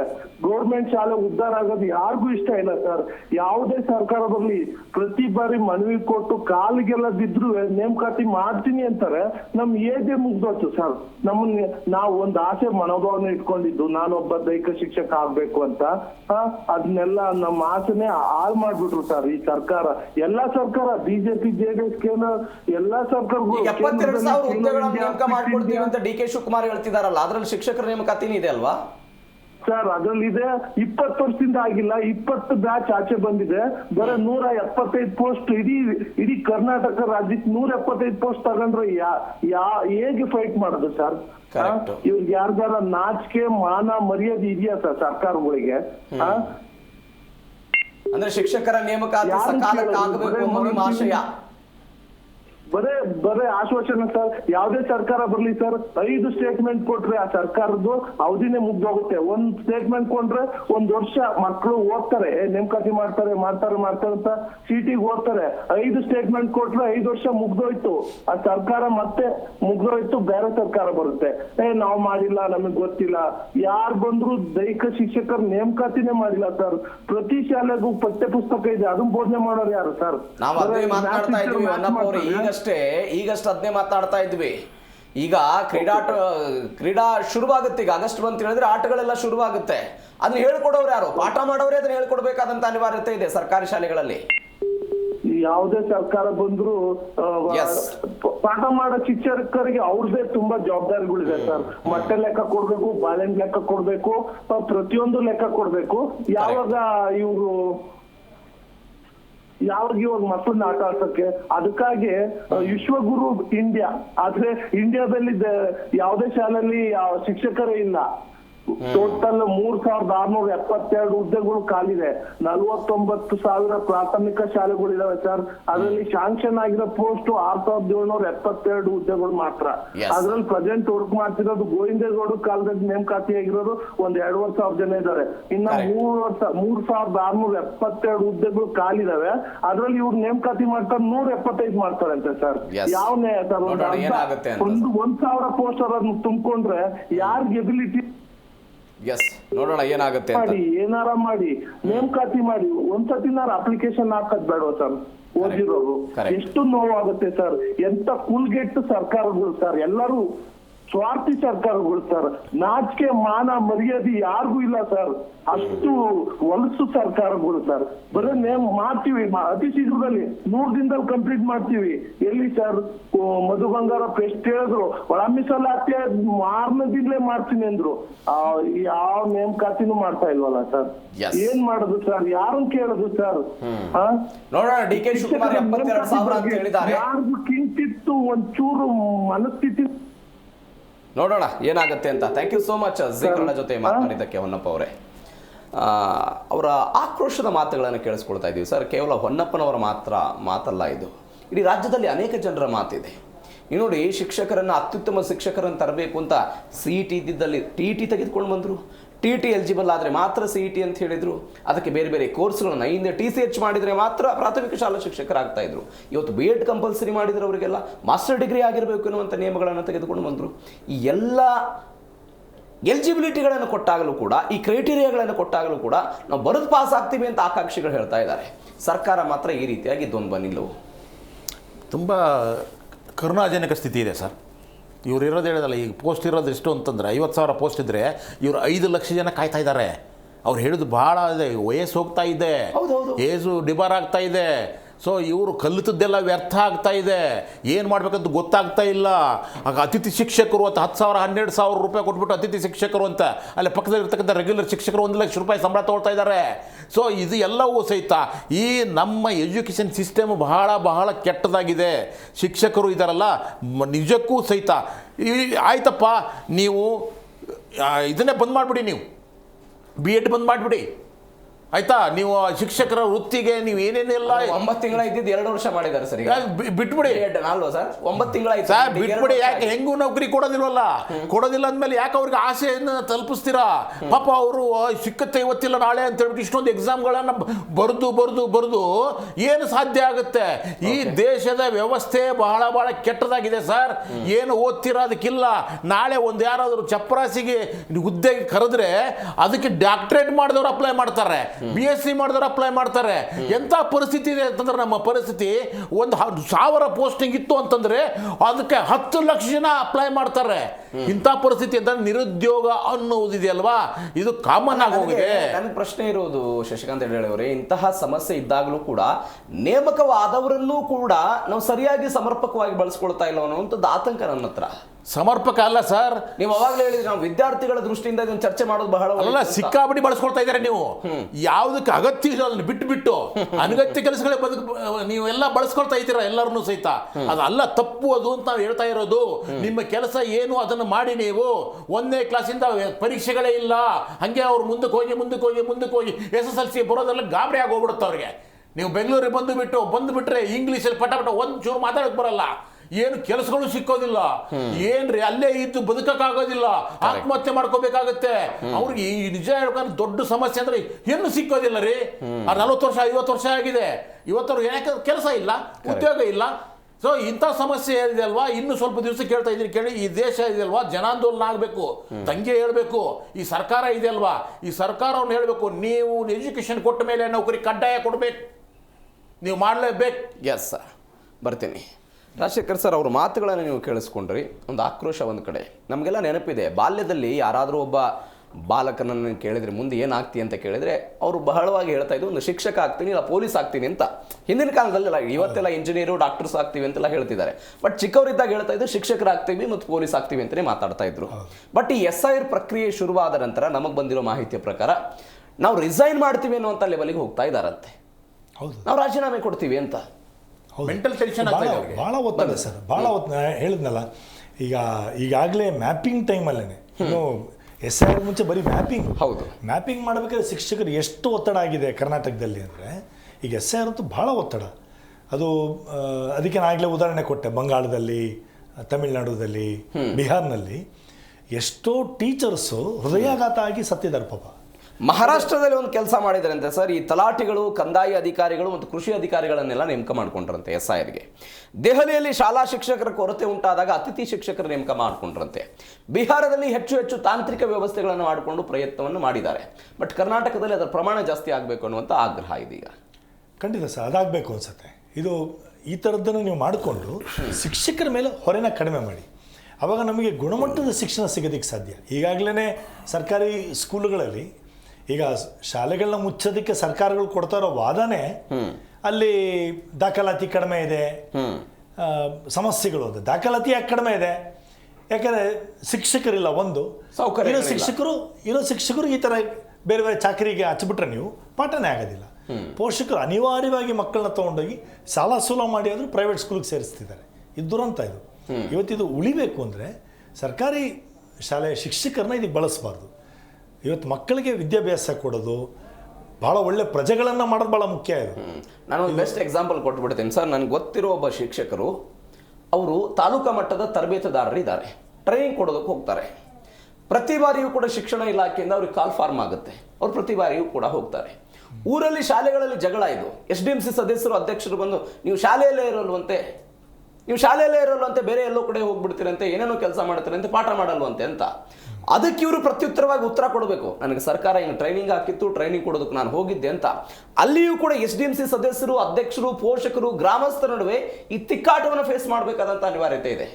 ಹೌದು, ಇದು ಭಾಳ ದೊಡ್ಡ ಸಮಸ್ಯೆ. ಇದು ಟೀಚರ್ಸ್ ಇವತ್ತು ಯಾವ ಶಿಕ್ಷಕರಿಗೂ ಪಾಠ ಮಾಡಬಾರ್ದಂತಲ್ಲ. 95% ಅಥವಾ ಇನ್ನೂ ಹೆಚ್ಚಿಗೆ ಇರ್ಬೋದು. ಎಲ್ರಿಗೂ ಭಾಳ ಪ್ಯಾಷನೇಟಾಗಿ ಬಂದ್ದಾರೆ. ನಮ್ಮ ಮಕ್ಕಳು ಪಾಠ ಹೇಳ್ಕೊಡ್ಬೇಕು, ಕಲಿಸ್ಬೇಕು, ಮಾಡಬೇಕು. ನಾನು ನೋಡಿದ್ದೀನಿ ಸ್ವತಃ. ಆ ಶಿಕ್ಷಕರಿಗೆ ಆ ಥರ ಕಾಳಜಿ ಇದೆ. ಆದರೆ ಇವತ್ತು ಏನಾಗ್ತಿದೆ, ನಮ್ಮ ಸರ್ಕಾರಗಳ ನೀತಿಯಿಂದಾಗಿ ಇವತ್ತು ಈ ಥರ ಎಲ್ಲದಕ್ಕೂ ಅವ್ರನ್ನ ಬಳಸ್ಕೊಳ್ಳೋದು. ಒಂದು ಶಿಕ್ಷಕರು, ಅಂಗನವಾಡಿ ಮತ್ತು ನಮ್ಮ ಆಶಾ ಕಾರ್ಯಕರ್ತರು, ಇವ್ರಿಗೇನಾಗ್ಬಿಟ್ಟಿದೆ, ಸರ್ಕಾರಕ್ಕೆ ಇವತ್ತು ಇವರೊಂದು ರೀತಿ ಗುಲಾಮರ ಥರ ನೋಡ್ತಿದ್ದಾರೆ. ಕರೆಕ್ಟ್. ಸರ್ಕಾರಿ ಚಾಕರಿ ಮಾಡು, ನಿಮ್ಗೆ ಸಂಬಳ ಕೊಡ್ತೀವಲ್ಲ, ಮಾಡು ನೀನು. ಹಿಂದೆ ಹೆಡ್ ಮಾಸ್ಟರ್ ಆಗಬೇಕು ಅಂದರೆ ಕಾತುರದಿಂದ ಕಾಯ್ತಿದ್ರು. ನಾನು ಹೆಡ್ ಮಾಸ್ಟರ್ ಆಗ್ತೀನಿ, ಪ್ರಮೋಷನ್ ಆಗುತ್ತೆ ಅಂತ. ಈಗ ಅನೇಕ ಶಾಲೆಗಳಲ್ಲಿ ಡೆಪ್ಯೂಟಿ ಹೆಡ್ ಮಾಸ್ಟರ್ ಆಗೋದಕ್ಕೂ ಕೂಡ ಮುಂದೆ ಬರ್ತಾ ಇಲ್ಲ ಅಂತ. ಬಹಳ ಒತ್ತಡ, ಜವಾಬ್ದಾರಿ ಜಾಸ್ತಿ ಆಗ್ತಿದೆ. ಹೌದೌದು ಸರ್. ಕನ್ನಡ ಶಾಲೆಗಳಿದಾವಲ್ಲ, ಶಿಕ್ಷಕರದು ಇವಾಗಲೂ ಹೇಳ್ತಾ ಇದ್ದೇನೆ, 20 ವರ್ಷದಿಂದ ನೇಮಕಾತಿಗಳಿಲ್ಲ. ಗೋವಿಂದೇಗೌಡರು ಶಿಕ್ಷಣ ಸಚಿವರಾಗಿದ್ರಲ್ಲ, ಆವಾಗಿರ್ತಕ್ಕಂಥದ್ದು ಒಂದು ಬಲ್ಕ್ ನೇಮಕಾತಿಗಳು ಮಾತ್ರ ನೀವು ನೋಡ್ಬೋದು. ಅದರ ನಂತರ ನೇಮಕಾತಿಗಳಿಲ್ಲ. ಆ ನಂತರ ಇರ್ತಕ್ಕಂಥವ್ರು ಎಲ್ಲರೂ ವಯಸ್ಸಾಗಿದೆ ಇವಾಗ, ಎಲ್ಲ 50+, 55+. ಇಂಥವ್ರನ್ನೆಲ್ಲ ಕರ್ಕೊಂಡು ಹೋಗ್ಬಿಟ್ಟು ಈಗಾಗಲೇ BP ಶುಗರ್ ಇರ್ತಕ್ಕಂಥವ್ರು ಕರ್ಕೊಂಡು ಹೋಗಿ ನೀವು ಮನೆಗೆ ಹೋಗಿ ನೀವು SIR ಪ್ರಕ್ರಿಯೆ ಮಾಡಿ, 3 ಸರ್ತಿ ಹೋಗಿ, ಅವ್ರ ಆರೋಗ್ಯ ಸಮಸ್ಯೆ ಇದೆ ಅಂಥವ್ರನ್ನ ಕರ್ಕೊಂಡು ಹೋಗ್ಬಿಟ್ಟು ನೀವು ಒತ್ತಾಯ ಮಾಡಿ ಆಗ್ತಾ ಇದ್ದೀರಲ್ಲ ನೀವು. ಹಾಗಾದ್ರೆ ನಿಮ್ಮ ರಿಸಲ್ಟ್ ಬರ್ತೇನ್ರಿ, ನೀವು ಮಾಡ್ತಾರೇನ್ರಿ? ಮೊದಲೇ ಮಾನವೀಯತೆ ಇದೆಯಾ ನಿಮ್ಗೆ? ಎಷ್ಟೋ ಜನಕ್ಕೆ ಅನಾರೋಗ್ಯ ಸಮಸ್ಯೆ ಇದ್ದವ್ರನ್ನ ಕರ್ಕೊಂಡು ಹೋಗ್ಬಿಟ್ಟು ನೀವು ಬಲವಂತ ಮಾಡ್ತಾ ಇದ್ದೀರಲ್ಲ ನೀವು. ಇವಾಗೇನು ನೇಮಕಾತಿ ಇಲ್ಲ ಅಂದ್ರೆ ಹೊಸದಾಗಿ ಶಿಕ್ಷಕರು ಬರೋದಿಲ್ಲ. ಇವರು ಹಳೆ ಶಿಕ್ಷಕರು ಈಗಾಗಲೇ ರಿಟೈರ್ಮೆಂಟಿಗೆ ಬಂದಿರ್ತಾರೆ. ಅವರೇ ನೀವು ಅವರಿಂದನೂ ಸಹಿತ ಕೆಲಸ ತಗೊಳಕ್ ಪ್ರಯತ್ನ ಮಾಡ್ತಾ ಇದ್ದೀರಾ ಅಂದ್ರೆ ಅವರೆಲ್ಲ ಮನುಷ್ಯರಲ್ವಾ, ನಾಗರಿಕರಲ್ವಾ? ಅವ್ರ ಆರೋಗ್ಯ ಸಮಸ್ಯೆಯನ್ನು ಅರ್ಥ ಮಾಡ್ಕೊಳ್ಳೋದಿಲ್ವಾ ನೀವು? ಸೊ ಇವುಗಳನ್ನು ಮಾಡ್ಕೊಳ್ಳೋದು ಬದಲಾಗಿ ಮೊದಲನೇದಾಗಿ ಮಾಡಿ, ಹಾಗಾದ್ರೆ ಡೆಲ್ಲಿಯಲ್ಲಿ ಯಾಕೆ ಯಶಸ್ವಿ ಆಯಿತು, ಪಂಜಾಬ್ದಲ್ಲಿ ಯಾಕೆ ಆಗ್ತಾ ಇದೆ? ಶಿಕ್ಷಣ ಮತ್ತು ಆರೋಗ್ಯ ಅನ್ನೋದಿದೆಯಲ್ಲ ಸರ್, ಸರ್ಕಾರದ ಮೊದಲನೇ ಆದ್ಯತೆ ಆಗಬೇಕು. ಅದನ್ನ ಅವರು ಉಚಿತವಾಗಿ ಸಮಾನವಾಗಿ ಕೊಡಬೇಕು. ಅದನ್ನ ನೀವು ಕೊಡದೇ ಇದ್ರೆ ನೀವು ಸರ್ಕಾರ ಆಗಕ್ಕೆ ವಿಫಲ ಆಗಿರ್ತೀರ ನೀವು. ನಂಗೆ ಪಾಯಿಂಟಿಗೆ ಬನ್ನಿ. ಕೊನೆಯದಾಗಿ ಇದಕ್ಕೆ ಏನು ಪರ್ಯಾಯ ವ್ಯವಸ್ಥೆ ಮಾಡ್ಬೋದು ಸರ್ಕಾರ?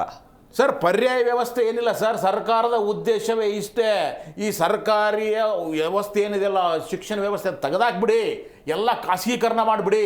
ಇದು ಶಿಕ್ಷಣೋದ್ಯಮವನ್ನು ಮಾತ್ರ ಮುಂದುವರಿಸ್ಕೊಂಡು ಹೋಗಿ ನೀವು. ಆದ್ದರಿಂದ ಇವ್ರು ಯಾರಿದಾರಲ್ಲ ಅವರ ರಿಟೈರ್ಡ್ ಆಗಿ ಹೋಗ್ಬಿಡ್ಲಿ, ನೇಮಕಾತಿಗಳು ನಿಲ್ಲಿಸ್ಬಿಡೋಣ, ಸರ್ಕಾರಿ ಶಾಲೆಗಳನ್ನ ಬೀಳಿಸ್ಬಿಡೋಣ, ಈ ಇಡೀ ವ್ಯವಸ್ಥೆನ ಕೊಲ್ಯಾಪ್ಸ್ ಮಾಡ್ಬಿಡೋಣ. ಆಮೇಲೆ ಬಡವರಾಗಿ ಇರಲಿ, ಶ್ರೀಮಂತರಾಗಿ ಇರಲಿ, ಇಷ್ಟೇ ಈ ಸರ್ಕಾರದ ವ್ಯವಸ್ಥೆ. Yes sir. ರಾಜಶೇಖರ್ ಸರ್, ಪರ್ಯಾಯ ವ್ಯವಸ್ಥೆ ಏನು? ನಿಮ್ಮದೇ ಕ್ಷೇತ್ರದಲ್ಲಿ ಕೆಲಸ ಮಾಡ್ತಾ ಇರೋ ಶಿಕ್ಷಕರಿಗೆ ಏನು ಸಲಹೆ ಕೊಡ್ತೀರಿ? ಏನಾಗಬೇಕು ಅನ್ನೋ ಆಶಯ ನಿಮ್ಮದು? ನೋಡಿ, ನನಗನ್ಸೋದು SIRಗೆ ಇವತ್ತೇನು ಪರ್ಯಾಯ ಇದೆ, ಅದು ಬೇಕಾ ಬೇಡ ಬೇರೆ ಚರ್ಚೆ ಅದರ ಬಗ್ಗೆ ನಡೀತಿದೆ. ಅಲ್ಲಿಗೆ ನೀವು ಪರ್ಯಾಯ ವ್ಯವಸ್ಥೆ ಮಾಡ್ಕೊಳ್ಳಿ. ಬೇರೆ ಡಿಪಾರ್ಟ್ಮೆಂಟಿಂದ ನೀವು ಸೂಪರ್ವೈಸರ್ಗಳನ್ನ ಹಾಕ್ಕೊಳ್ಳಿ. ನನಗನ್ಸೋದು, ನನ್ನ ಅಭಿಪ್ರಾಯ, ಸೂಪರ್ವೈಸರ್ ಥರ ಹಾಕ್ಕೊಳ್ಳಿ. ಸಾಕಷ್ಟು ಯೂತ್ಸ್ ಇದೆ, ಅದಕ್ಕೆ ಟ್ರೈನಿಂಗ್ ಕೊಡಿ. ನೀವು 3 ತಿಂಗಳಲ್ಲಿ ಮಾಡಬೇಕು ಅಂತೇನಿಲ್ಲ, ಟೈಮ್ ತಗೊಳ್ಳಿ. ಇದನ್ನು ಮಾಡಿ ವ್ಯವಸ್ಥಿತವಾಗಿ ಮಾಡಿ. ಇದು ಒಂದು. ಶಿಕ್ಷಕರಿಗೆ ಆಗ್ಬೇಕಾಗಿರೋದು ಏನಂದ್ರೆ, ನಾವು ಬಹಳ ಕಾಲದಿಂದ ಡಿಮ್ಯಾಂಡ್ ಆಗ್ತಾ ಇರೋದು, ಶಿಕ್ಷಕರಿಗೆ ಶಿಕ್ಷಣೇತರ ಕೆಲಸಗಳು ಕೊಡಬೇಡಿ, ಬೇಡ. ಅವ್ರಿಗೆ ಶಿಕ್ಷಣ ಕೊಡೋದು ಆದ್ಯತೆ ಆಗಬೇಕು. ಆಮೇಲೆ ಖಾಲಿ ಇರೋ ಶಿಕ್ಷಕರ ಹುದ್ದೆಗಳನ್ನು ಭರ್ತಿ ಮಾಡಿ ಅಂತ. ಸರ್, ಅವ್ರು ರಜಾ ಕಾಲ ಬಳಸ್ಕೋಬಹುದಲ್ಲ ಸರ್? ನಾನು ಅವಾಗಲೇ ಅದೇ ಪಾಯಿಂಟ್ ಹೇಳಿದಲ್ವ, ರಜಾ ಕಾಲದಲ್ಲಿ ಬಳಸ್ಕೊಳ್ಳಿ, ಶಿಕ್ಷಣೇತರವಾಗಿ ಪಠ್ಯೇತರ ಚಟುವಟಿಕೆ ಬಳಸ್ಕೊಳ್ಳಿ. 2 ತಿಂಗಳ ರಜೆ ಇರುತ್ತೆ. ಹೌದು. ಎಸ್ ಸರ್, ನೋಡೋಣ ಏನಾಗುತ್ತೆ. ಥ್ಯಾಂಕ್ ಯು ಸೋ ಮಚ್ ಇಬ್ಬರಿಗೂ ಕೂಡ ಚರ್ಚೆಯಲ್ಲಿ ಭಾಗವಹಿಸಿದ್ದಕ್ಕೆ. ಎಸ್ ವೀಕ್ಷಕರ, ಇಂಥದ್ದೊಂದು ಪರ ವಿರೋಧದ ಚರ್ಚೆಗಳು ಶಿಕ್ಷಕರ ವಿಚಾರದಲ್ಲಿ ಆಗ್ತಾ ಇದೆ. ಒಂದು ಪರ್ಯಾಯ ವ್ಯವಸ್ಥೆ ಆಗಲಿ ಅನ್ನುವಂಥ ಆಗ್ರಹ ಶಿಕ್ಷಕರ ವಲಯದಿಂದ ಕೇಳಿ ಬರ್ತಾ ಇದೆ. ನೋಡೋಣ ಏನಾಗುತ್ತೆ ಈ ವಿಚಾರದಲ್ಲಿ ಅಂತ. ಇದರೊಂದಿಗೆ ಇವತ್ತಿನ ಮೆಗಾ ಸುದ್ದಿಯನ್ನು ಮುಗಿಸ್ತಾ ಇದ್ದೀನಿ. ನೋಡ್ತಾ ಇರಿ ಜೀ ಕನ್ನಡ ನ್ಯೂಸ್, ಸತ್ಯವೇ ಸುದ್ದಿಯ ಜೀವಾಳ.